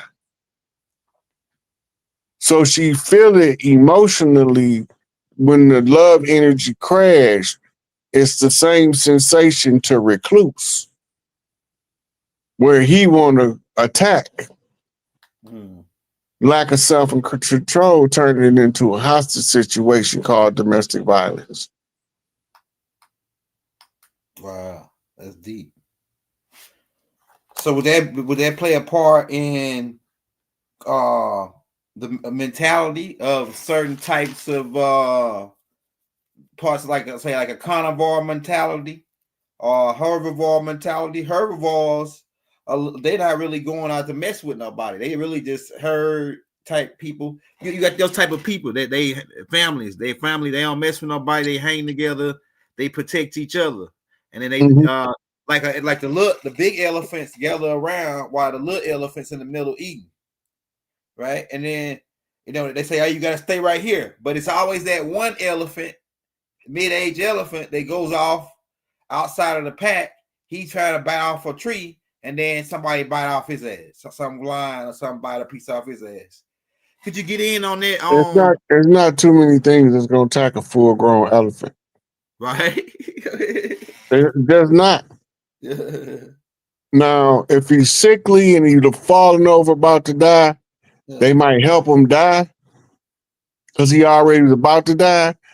But ain't too many animals going to take down no full-grown elephant. It's just not going to happen. Now, with that being said, you're talking about pack animals. I did a whole study for about 3 years on pack behavior and animals in the pack. It doesn't matter if it's a carnivore or a herbivore pack animal. The male is going to destroy something about the pack. The alpha male wolf, the alpha male bison, the alpha male gorilla, the alpha male lion, right? We got them all in there. Yeah. Right? They gonna defend the herd to the death. The male elephant doesn't roam with the pack because it's female matriarchal run. The males go out and they call stag. But there's this strange phenomenon that they discovered that every time the pack was the elephant herd was under attack, there's a certain call that the matriarch give off, and the big males come running from out of nowhere. They didn't even know they was in close enough proximity to hear them. But it's a subterranean ultrasonic sound and a stomp that the matriarch do to call the male elephants.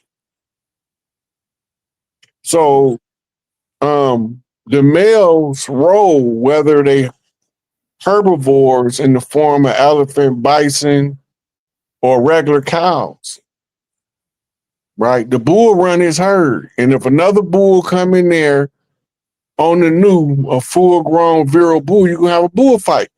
Yeah. Somebody got to prove that this they herd. We can't be two of us. In the end, we like Highlanders. It can be only one. Right? It's the same with the gorillas. Herbivores. But the male will snatch your head off about his clan, literally. They found remains of leopards that had been ripped in half by gorillas. Yeah. Right? As well as lions and baboons. Now, worse than the gorilla is the chimpanzee, and he's an omnivore because he eat monkeys. But he eat leaves and herbs too. Right? And fruit, vegetables, whatever you can find. But he also eat a monkey. And then when they found the billy ape, that's a chimpanzee almost big as a gorilla. Then that brings the rise of the planet apes into a whole nother perspective when you're looking at Caesar. Right? So they be telling you all these different things, these formulas. Genetic hierarchy, genetic development, genetic tampering. Remember, Malachi already told us these was humans pretending to be God in the laboratory creating defects in humans. Right. Can't tell it no straighter than that. Right? But the behavior of the pack animal is the same. Right? Most of my father used to always say, I pay the cost to be the boss. You can't come tell me until you can pay the cost to be the boss. Right. Otherwise, my rules fly. When you can pay the cost to be the boss, you get your own shit, and then you make the rules, and that's what fly in your castle. Right?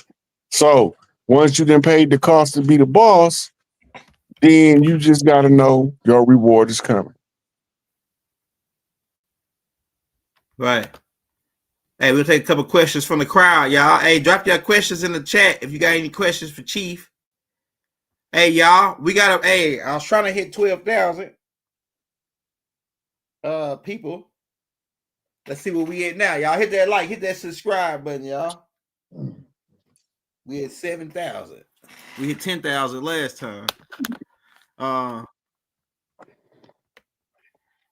This is Rod won't talk about. This is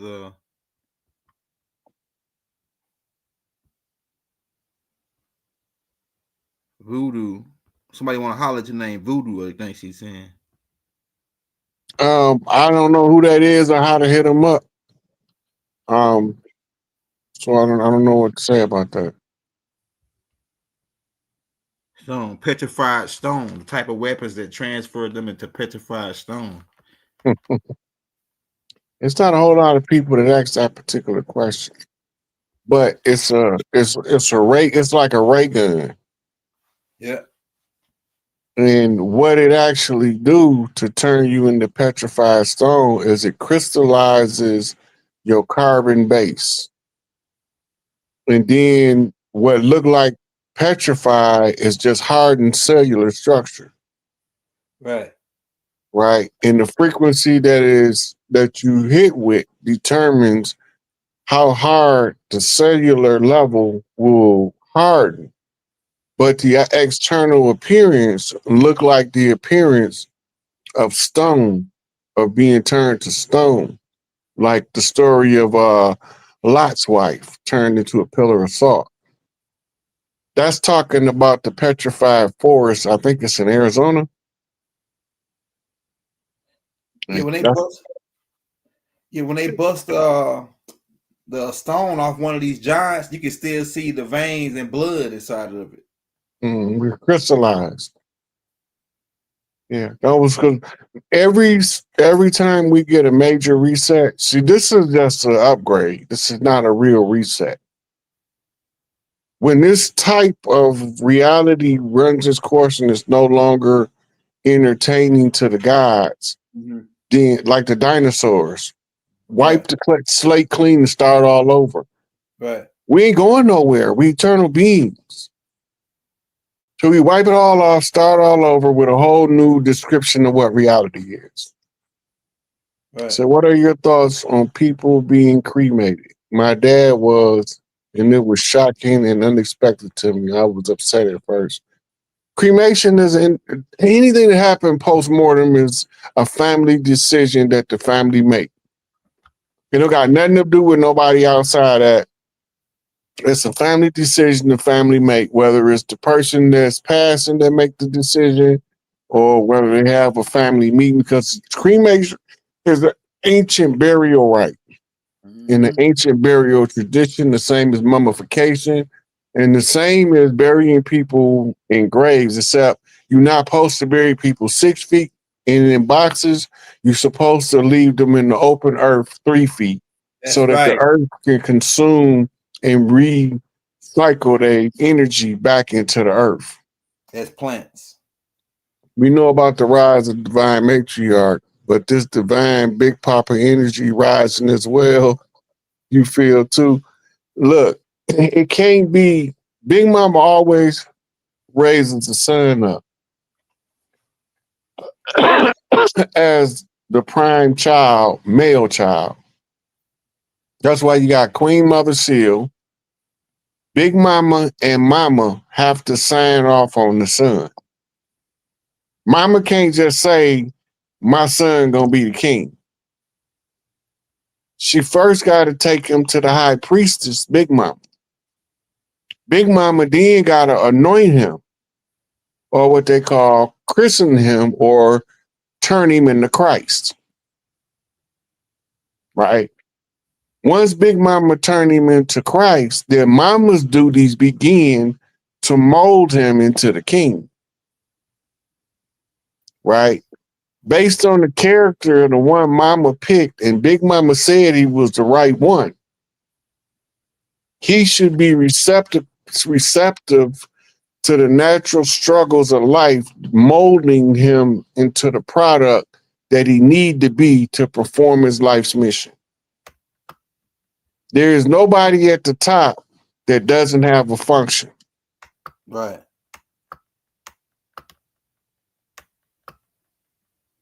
North Dakota and South Dakota, the Lakota people.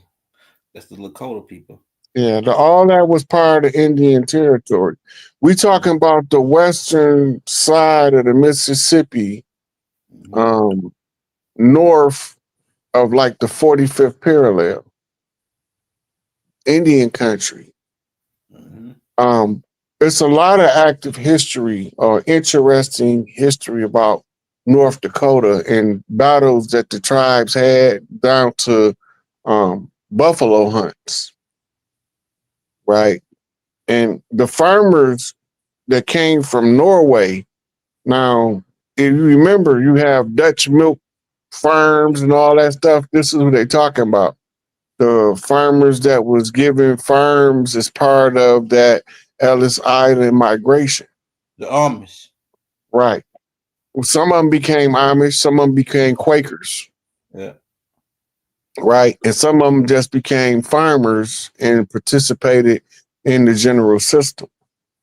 But they normally settled in small towns to themselves because they was trying to follow the tribal tradition.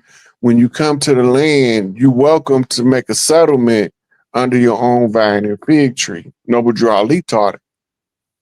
Yeah. What that mean is you come in and you live your lifestyle and don't force your lifestyle on other people. That's what the Amish and the Quakers was doing.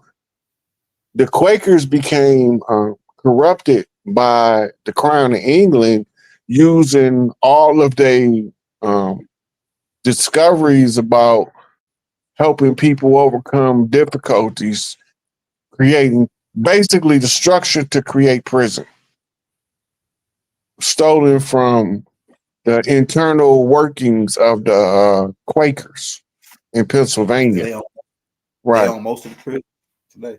Now, when you see the dress style of Dorothy in the original Wizard of Oz, that's a Norwegian. That's Swiss, Norway, Sweden, up in that part of Europe. They were being ran out in order for the Inquisition, the Inquisitors, when they were trying to hide, they was running those people off their land. Mm-hmm. Right? And a lot of them decided to come over here and have settlements. And because of what was going on when they came, they firm settlements was given to them in the Oklahoma Territory. It was what it was called back then. We call them the Great Plains states. Yeah. And it's a lot of gold up there too, because that's what. Hey, look, this don't make it. Doesn't even. Anybody want to ask me about a DNA test? I'm gonna tell y'all the same thing. Anything that says for entertainment purposes only, I do not take it seriously. If it's for entertainment purposes only, that means that whoever is entertaining you, they is in control of the narrative, and they appoint what they want to be where they want it at on the DNA chain. They can adjust it in order to suit the narrative they telling and be within the confines of legal standards. Makes sense. Then Henry Louis Gates sat there and told you they was making it up as they go.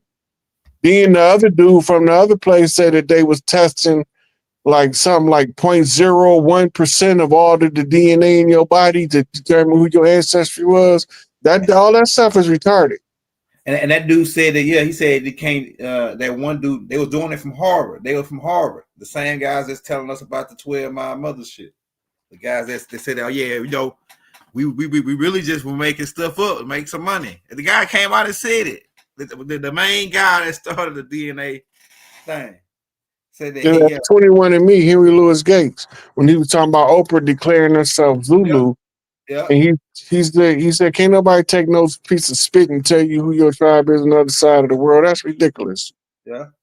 And he said, well, I just told her just, you know, I didn't think she was gonna run with it. I didn't think she was gonna run with it.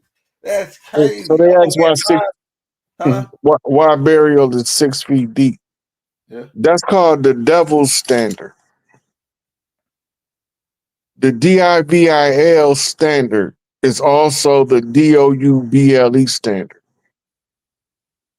When you're supposed to be buried 3 feet deep is because the earth then uses your corpse. 6 feet deep, you are beyond the reach of the roots of the majority of the vegetation around you, which makes you beyond the flora and fauna of the land. We one with the land. So the double standard was originally created to prevent slave robbers from stealing the bodies, because it'd take them too long to dig the hole, to dig a body back up. But it didn't work because they still was robbing graves to this day. Yeah.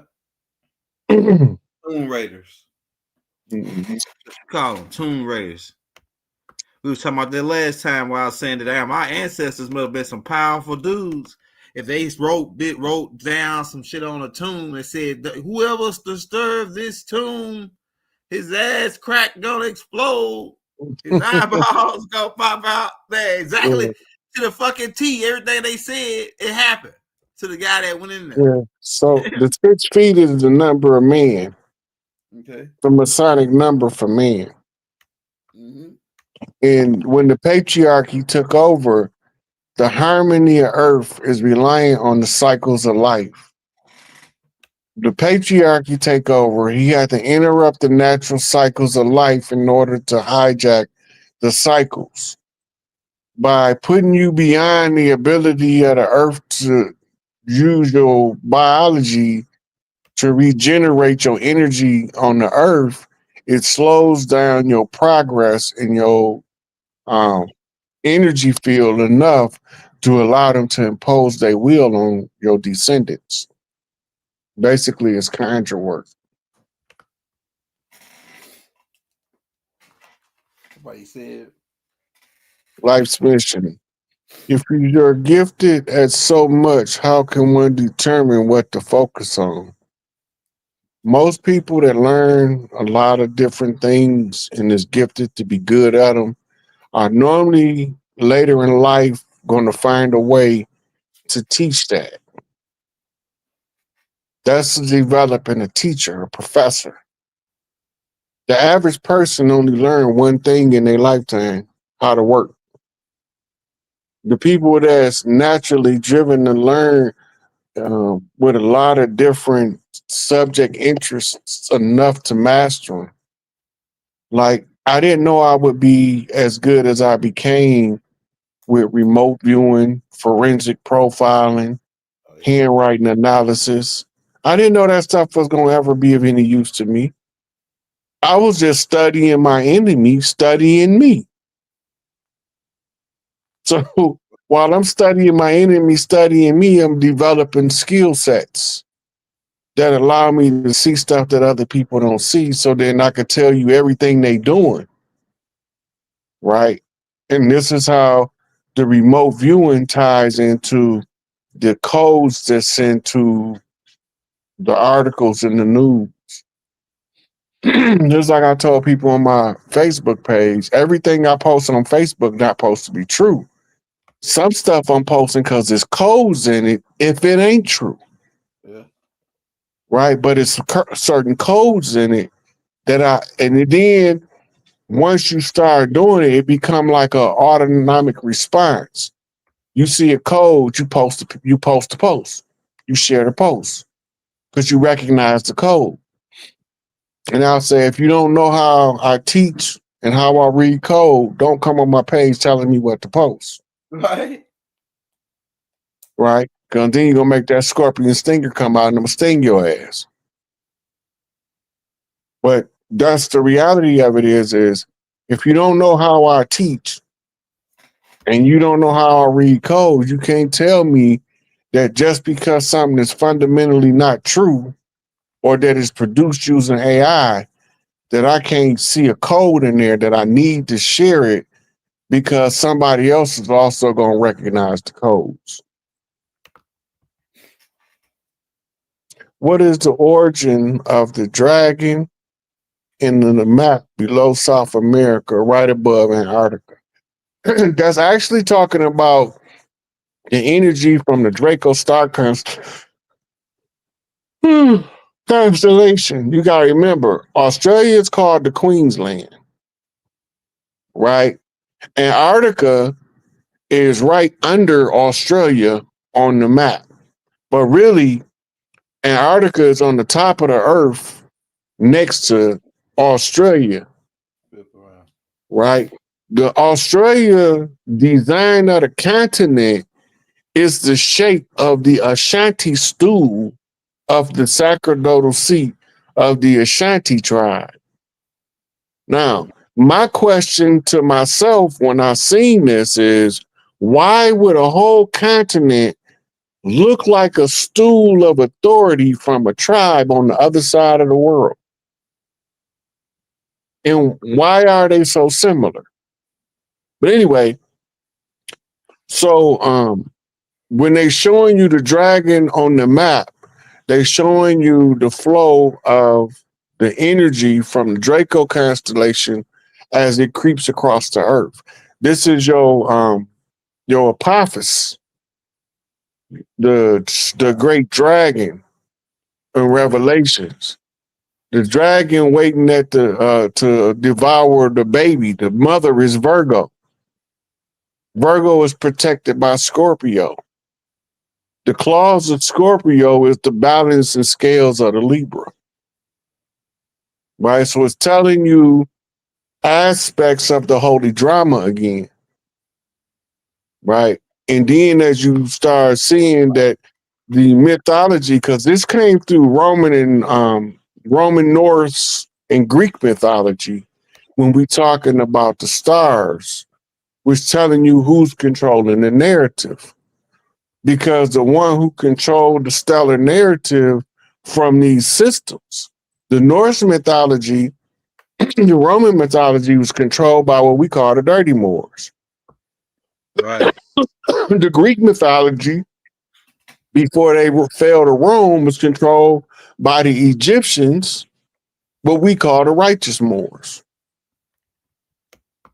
You see? So the navigators is using the same star symbolism to tell ancient stories into the future, because the priesthood is going to always have to learn the language of the stars in order to tell people what's going on the earth. So speaking of codes, bro, what's your thoughts on Q? Q. I wonder if you're talking about the letter Q or some kind of. You talking about the QAnons? Okay. I fucks with Q heavy, but everybody don't understand how to read Q. Q is military intelligence of the White Hats. They put stuff out in 2017 that they did way back then that they just now telling us that they did. They told us under Q in 2017, but everybody thought Q was a conspiracy theory. But now the mainstream is telling us stuff that Q told us was being done back then is being done now. It's already over with. It already been done. They told you they was going to do it. It wasn't easy. It took longer than it thought. Install the Biden administration to stretch it out, go back to work, get it over with, come out, take it back. Okay, now roll out the program. Now tell them what's up.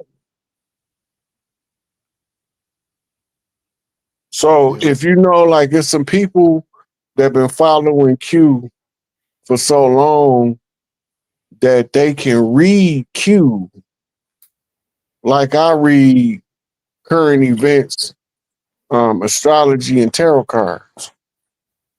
They good. I'm about to look this up, man. I ain't never heard of it. The QAnon movement. Man, I got posts. I got posts on QAnon. Spell that for me. Q-ANON. Also, associated with Q is the number 17.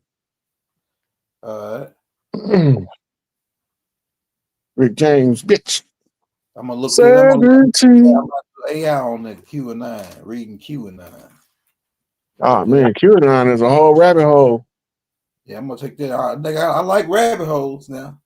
You know Man, that QAnon, because it's exposed everything already, and now it's going back showing you what they already exposed was accurate when they exposed it, when we thought it was a conspiracy theory. That's where they at in the process. So look at it like this. DC's been running the political theater or political satire theater show under the pretense of presidency, but it was the cover story for the military intelligence to run operations to overthrow the legal fiction masquerading as the government without the people panicking, triggering a civil war that would cause mass casualty events all across the land.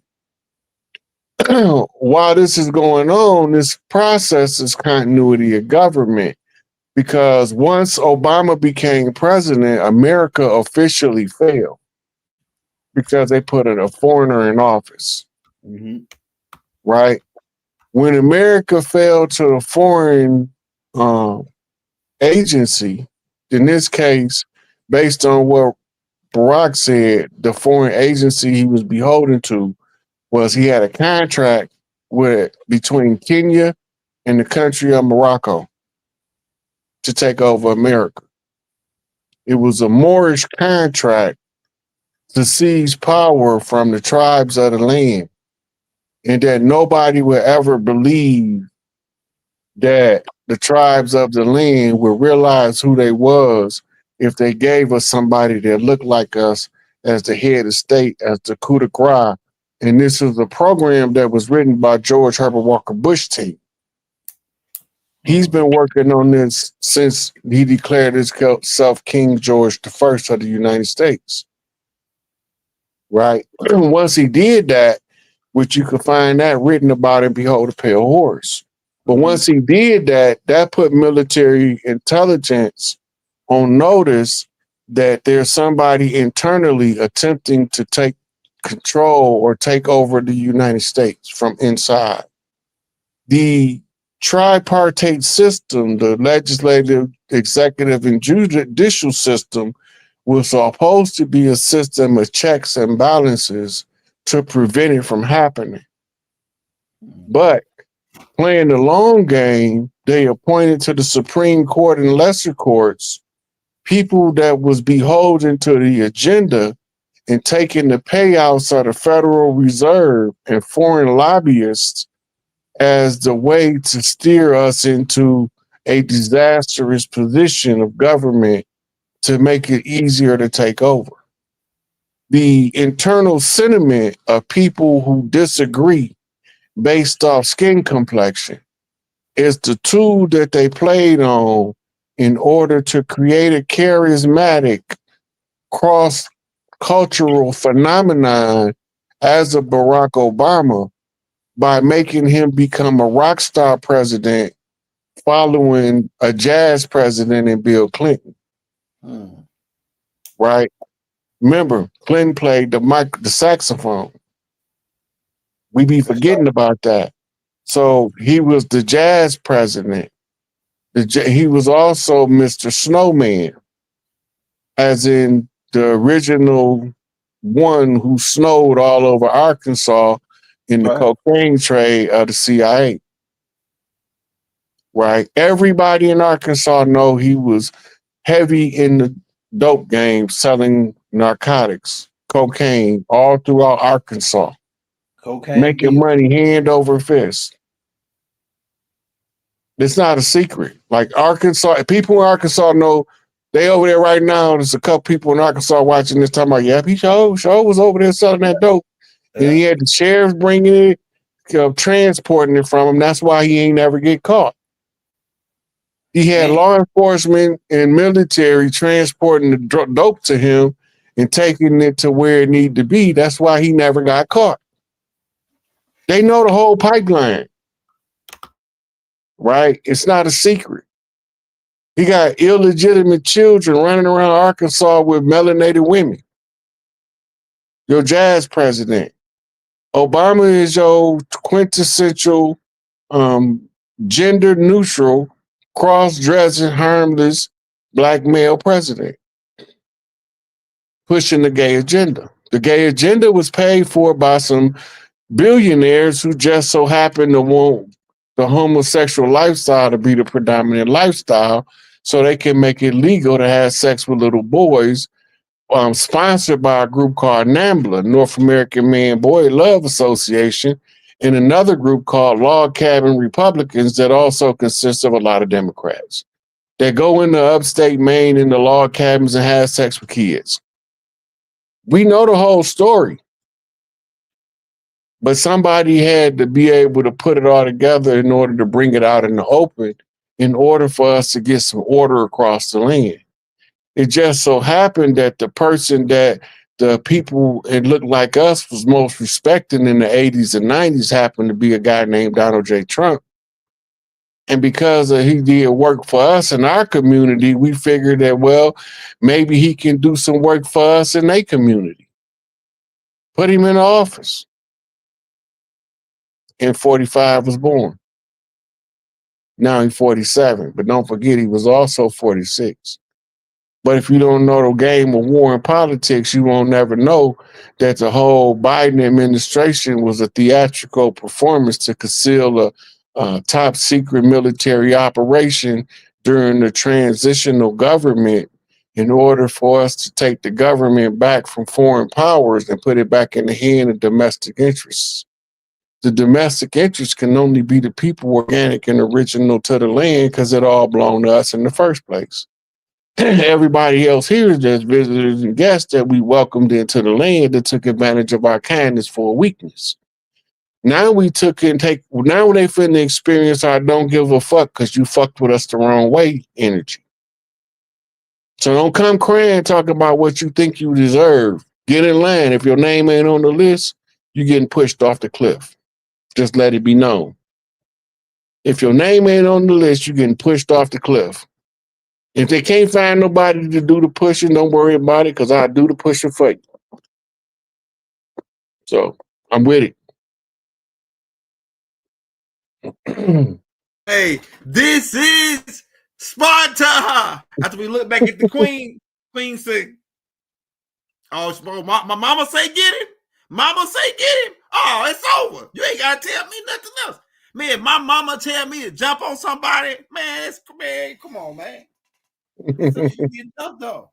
I'm telling you. Say, look, hey, I got according to what I've been finding out is that Bill Clinton was the illegitimate grandson of Winthrop Rothschild.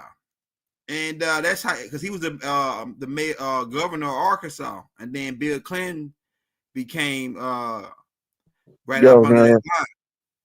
I don't know if that's who his father was. No, his granddad. But I know that he was handpicked by the old man Bush with Hillary Clinton. The old man Bush arranged that marriage. He told Hillary,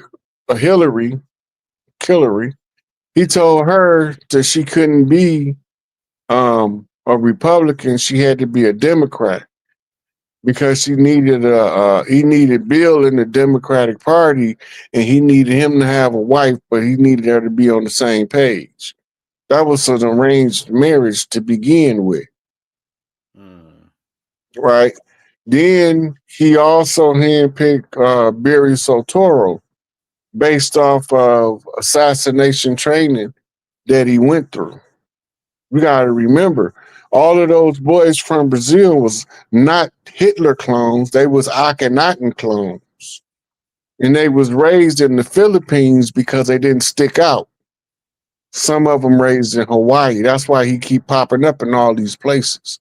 Yeah, lookalikes or something. They say lookalikes. Yeah, because he had clones. Obama is a part of a 50-child cloning program. The boys from Brazil. A lot of them died in experiments. But the one that was under Lolo Sotoro was being trained to be an assassin. But they end up turning him into the president instead. Because the clone they wanted for the president didn't pan out. He couldn't think. He couldn't remember he couldn't remember his lines. Mm-hmm. My lines, I can't remember my lines. That's crazy. So they used the assassin because he had a better memory. Then they paired him with this actor in Chicago, and that's who he was acting like he was the whole time. He was pretending to be Barack Obama. He was pretending to be a black actor out of Chicago. Wow. I'm gonna send you some of these receipts, and you're gonna be cracking up, Elder. Cause some of this stuff, I swear, it sounds like I'll be making it up, but I'll be so sincere. Because Dr. Field did something that was made me look like, hey, because he made a lot of sense on, hey, this dude could be Malcolm X's son, and the way it lines up, you know, one of the Obamas could be Malcolm X's son based on the all the documents that Dr. Field produced, saying that and then Malcolm X was good friends with Lolo Sorrento and the dude that was before him that they killed. They had the dude killed. That was his best friend. You talking about Sukarno? Yeah, they had him killed. Lolo Sotoro wasn't associated with Malcolm X. Yeah, that's what I meant. The other dude, the dude before that, that was over in Indonesia. They had him killed. Yeah, that's the one that died. Like Dick Gregory was talking about, died around the same time as Malcolm. Yeah, and then the other guy, he talking about not Sorrento, it was the other guy. He talking about the dude from the Pinto. The Pinto. Yeah, the Pinto. He looked kind of like Master Farad Muhammad a little bit. Mm-hmm. See, people get so caught up on the color thing that they don't understand that you got good people and you got rotten people. Go ahead. And at the end of the day, it don't matter what they look like. You're going to be dealing with a rotten SOB or you're going to be dealing with a good-hearted person, right? So all you got to look for is a heart of gold. That's fact. The rest, if you find a heart of gold, then ain't nothing better to find in this world, because now you got a person that's genuine, caring, loving, honest, but at the same time, on the flip side of that, they will tell you about your motherfucking self when you're wrong. Because they care, not to be malicious. People can't stand criticism, so the people that care can't tell them what they need to fix. So now we all run around like broke robots. We can fix ourselves if we knew what to fix, but the people that's supposed to give us the critique for us to know what to fix, we don't want to hear it because our emotions get hurt because we living in our ego instead of our true self. Because in our true self, we want to know what the problem is so we can fix it. But in our ego, we just don't want to be bruised. Mm-hmm. Don't tell me that I need to stop spending my money. That's why I can't get my bills paid. Because I don't know how to put no money aside for my bills. Because I do make enough money. I just don't have enough to pay bills. Motherfucker, that's because I ain't never want to pay bills in the first goddamn place, and I got to come to terms with that within myself. Since I didn't want to pay bills in the first place, I'm going to look for a way not to pay bills. Right? It ain't about how I spend my money. It's about what I choose to spend my money on. Create a condition where you can have a relationship with somebody that'll pay the bills and you pay for something else that you want to your liking. You know, this is mutual benefit. But if you can't tell the person where they fucking up, then y'all can't work together. Not come out with the best outcome. Why you think trainers argue over the best thing to teach the fighter before this fight that's coming up? They see two different things in the opponent. They don't agree with the approach. The fighter need to learn both of them because both of them might be right from a different angle. But everybody under the false pretense that we all supposed to agree with everything all the time, that's retarded. If everybody always agreed on everything all the time, life would be boring. Man, tell me. Progress would not get made. Great accomplishments will not happen. Because nobody would dare to be great because everybody said that that person can't be great. And you can't show me nobody that turned out becoming great in what they do that wasn't told before their greatness that they'll never achieve greatness. Right. All of them was told it. Yeah. All of them, from your great fighters, Muhammad Ali, Sonny Liston, Mike Tyson, Sugar Ray Robinson, Sugar Ray Leonard. When they was youngsters, they was the most doubted people on the planet until they proved them all wrong. That takes stamina of character. But now it's not the end thing to teach children character because don't nobody got no damn character no more. Character is the building of the self-respect mechanism where you so respectable that people just don't want to disrespect you. You carry yourself in such a respectable manner, people are like, yeah, dude, good people, man, just don't fuck with it. Might not turn out too good for you. Real I ain't never seen him get out, but he looked like he about that life. I probably wouldn't mess with him. Right? But don't nobody want to learn that now. Because when you try to teach people, they get defensive because they stupid. Mm-hmm. They not stupid because they chose to be stupid. They stupid because they was educated to become stupid. Dang. Through systematic education. Psychological development of a Rothschild manufactured program. Right. Right. To turn from thinkers to workers. Nation to thinker do one thinker don't need a whole bunch of thinkers. You need a bunch of doers. The more thinkers you have, the more questions is being asked about the ethics of your actions. And that's why when Larry said we was brain banging, we wasn't gang banging, my mouth was on the floor like, what the hell is that stuff? I don't understand it. I want to go slap some of these people in the mouth because they deserve it. But sometimes you got to educate yourself about the condition in order to see the strategy being used for your oppression. Right. Once you educate yourself above the condition, you can see every avenue of your opponent's moves so clear that they can't blindside you and catch you off guard because you done seen it all before because you done trained your mind to see it.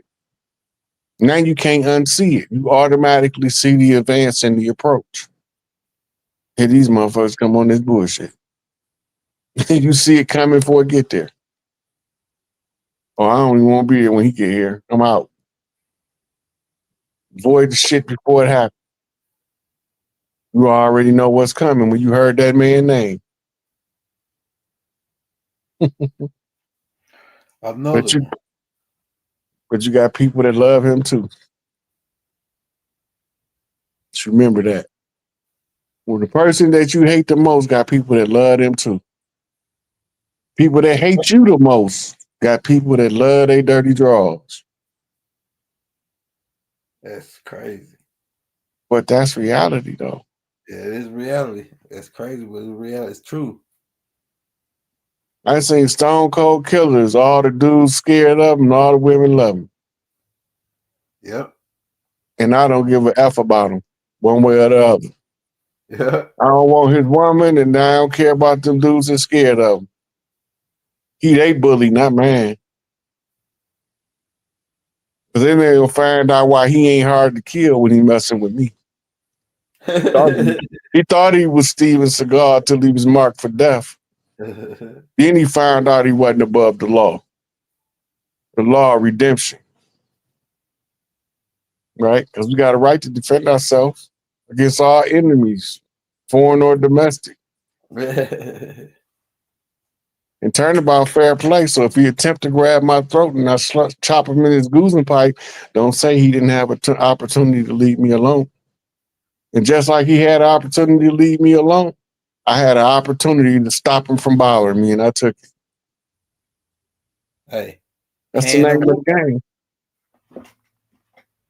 Hey, man. When in doubt, open up a can of whoop ass. Yeah. Open up a can of whoop ass. Well, hey, let it sink in. Huh?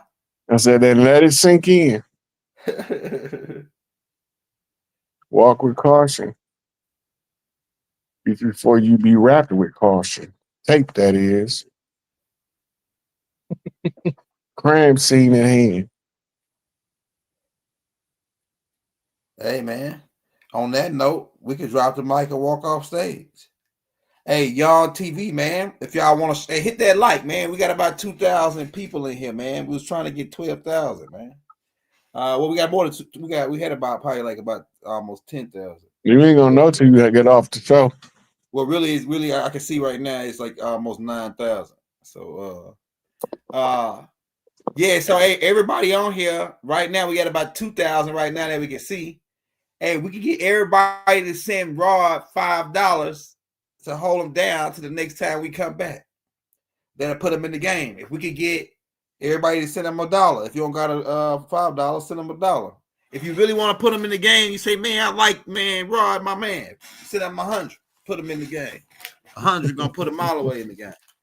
Hey, man. So yeah, hey, we just want to keep them off the plantation. We closing this out. We closing this age out. We closing these guys out.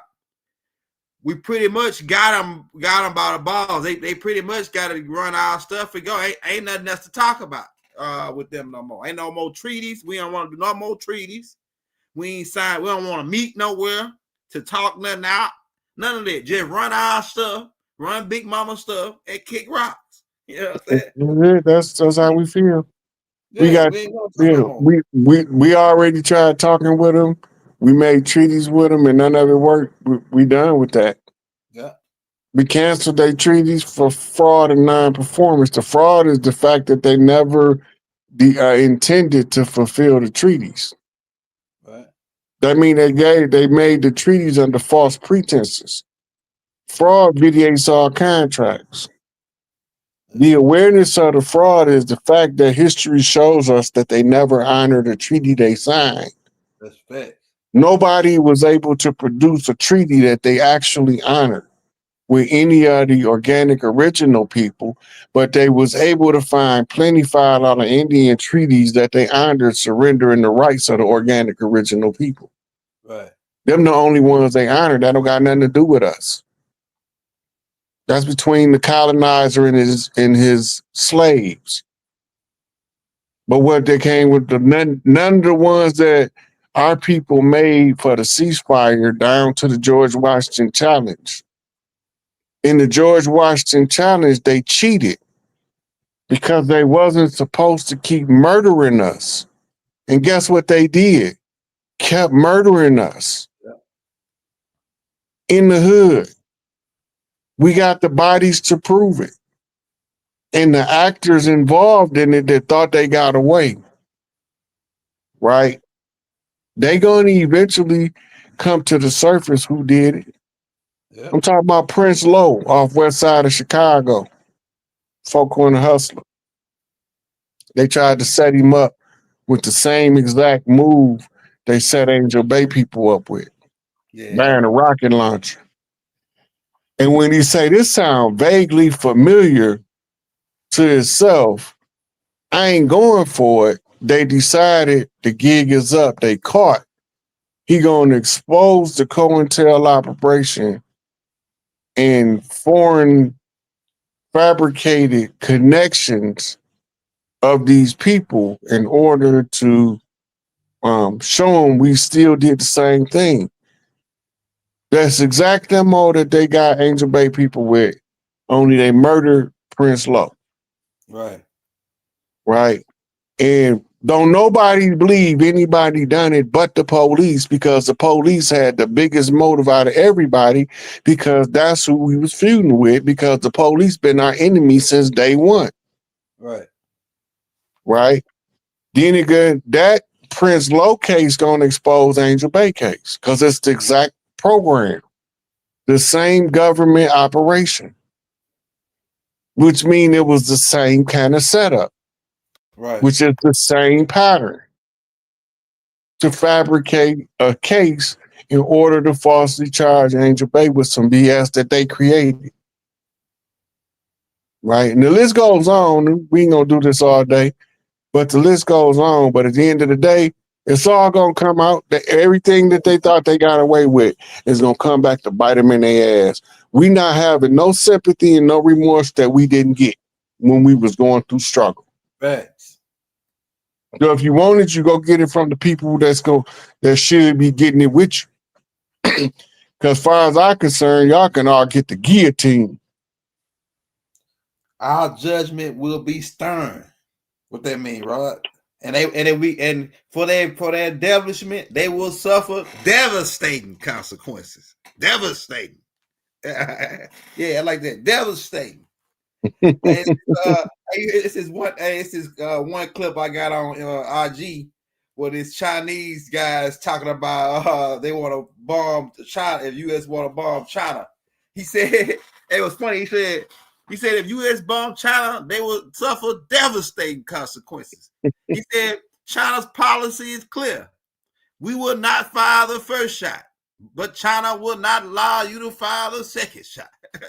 He said China won't fire the first shot, but we damn sure won't allow you to fire the second. Hey, all that stuff. America got some shit. That's all I can tell you. Yeah, we got some shit. America got some shit so out cold that Obama turned into a child when his election to office gave him the clearance to see it.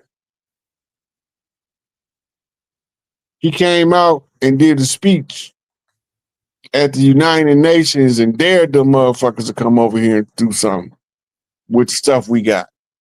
He said he didn't care about an alien. Yeah, they got some heavy duty stuff.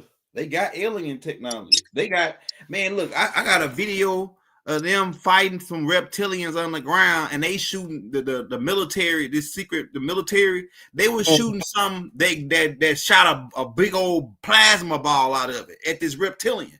Like boom, and it was like two dudes holding this big old gun they had, like some kind of plasma gun, and they shot it at the reptilian, blew a whole chunk out the wall, man, blew a whole side of the building off. I said, man, what the heck is that joint? They got that, like, man, they really fighting extraterrestrials. That's the part they ain't telling. They really fighting. But their weaponry is they don't. That's not practical warfare to have a weapon where it take two people to fire. But they do have plasma weapons that you can fire out of one hand. Yeah, they got that'll knock a hole in the wall. Man, I got a video of this shit. You can go. It's a video. Go watch this video I put out called "Reptilians Hidden in Plain Sight" in the different extraterrestrial tape. It showed a video. I showed one of the videos of them shooting this gun, shooting at this reptilian. Man, they blew a whole chunk off a building. And I said, man, what they like? You know, they showing us something in a movie though, like back in the day, like remember Demolition Man when they put out Demolition Man with West. They were showing us different type of technology they already had then, like the guns and stuff. Yeah, the lasers. They've been having laser swords. The laser sword is where they get the lightsaber from. Yeah, from what's the name? Yeah. It's made with crystals and light. Yeah. Crystals, light, and kinetic energy that's come from your body. Yeah. That's crazy. Hey, y'all, for the people that asked about the Cash App, somebody said, hey, we just hooked Rod up just now. Hey, we appreciate y'all, everybody that's showing love. The Cash App right here on the screen, y'all, right here. Somebody asked about my Cash App. I dropped it in that form.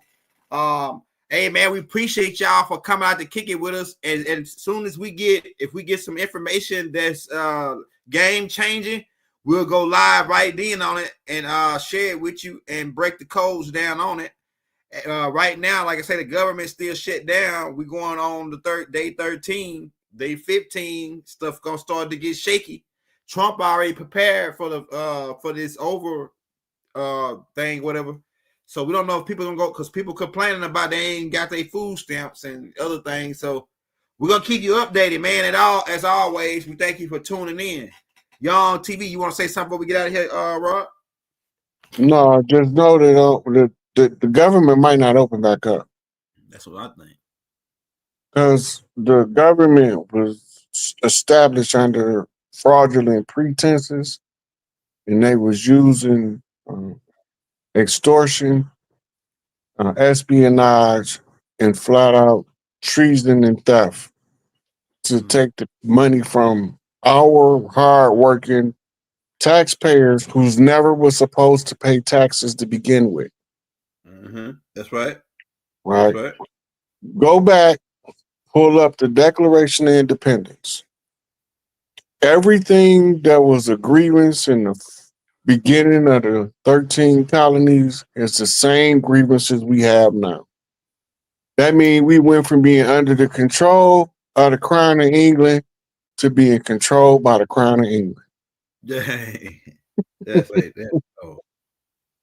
So we did a monkey flip in one spot. Same thing. We went from being under the control of England to being controlled by England. Dang. That's controlling the banks. But really, England is controlled by Switzerland, and the Vatican is controlled by Switzerland. And they use the Vatican and they use Buckingham Palace to control the Pentagon, who's watching over their financial assets in America. Through the Postmaster General the whole time. And they talk about shutting the Pentagon down, by the way. Did you know that? And I know that, and I heard that was something from Trump, either last night or this morning. Man, I heard that they built that Pentagon over a huge UFO. I like it was a UFO site, like a huge UFO, so they couldn't move it. They just built a building on top of it, the Pentagon. That's why I heard. I'm looking more into that right now, but that sound, man, that almost sound right what that dude said though. It might be. Look, UFOs, what they call UFOs, unidentified flying objects, are Vimanas. They Vimanas in India. They call Mir in Babylon. They call I forgot what they called in Kemet. Baba Thabas is what Doc said they I forgot what the Kemetic name for them with.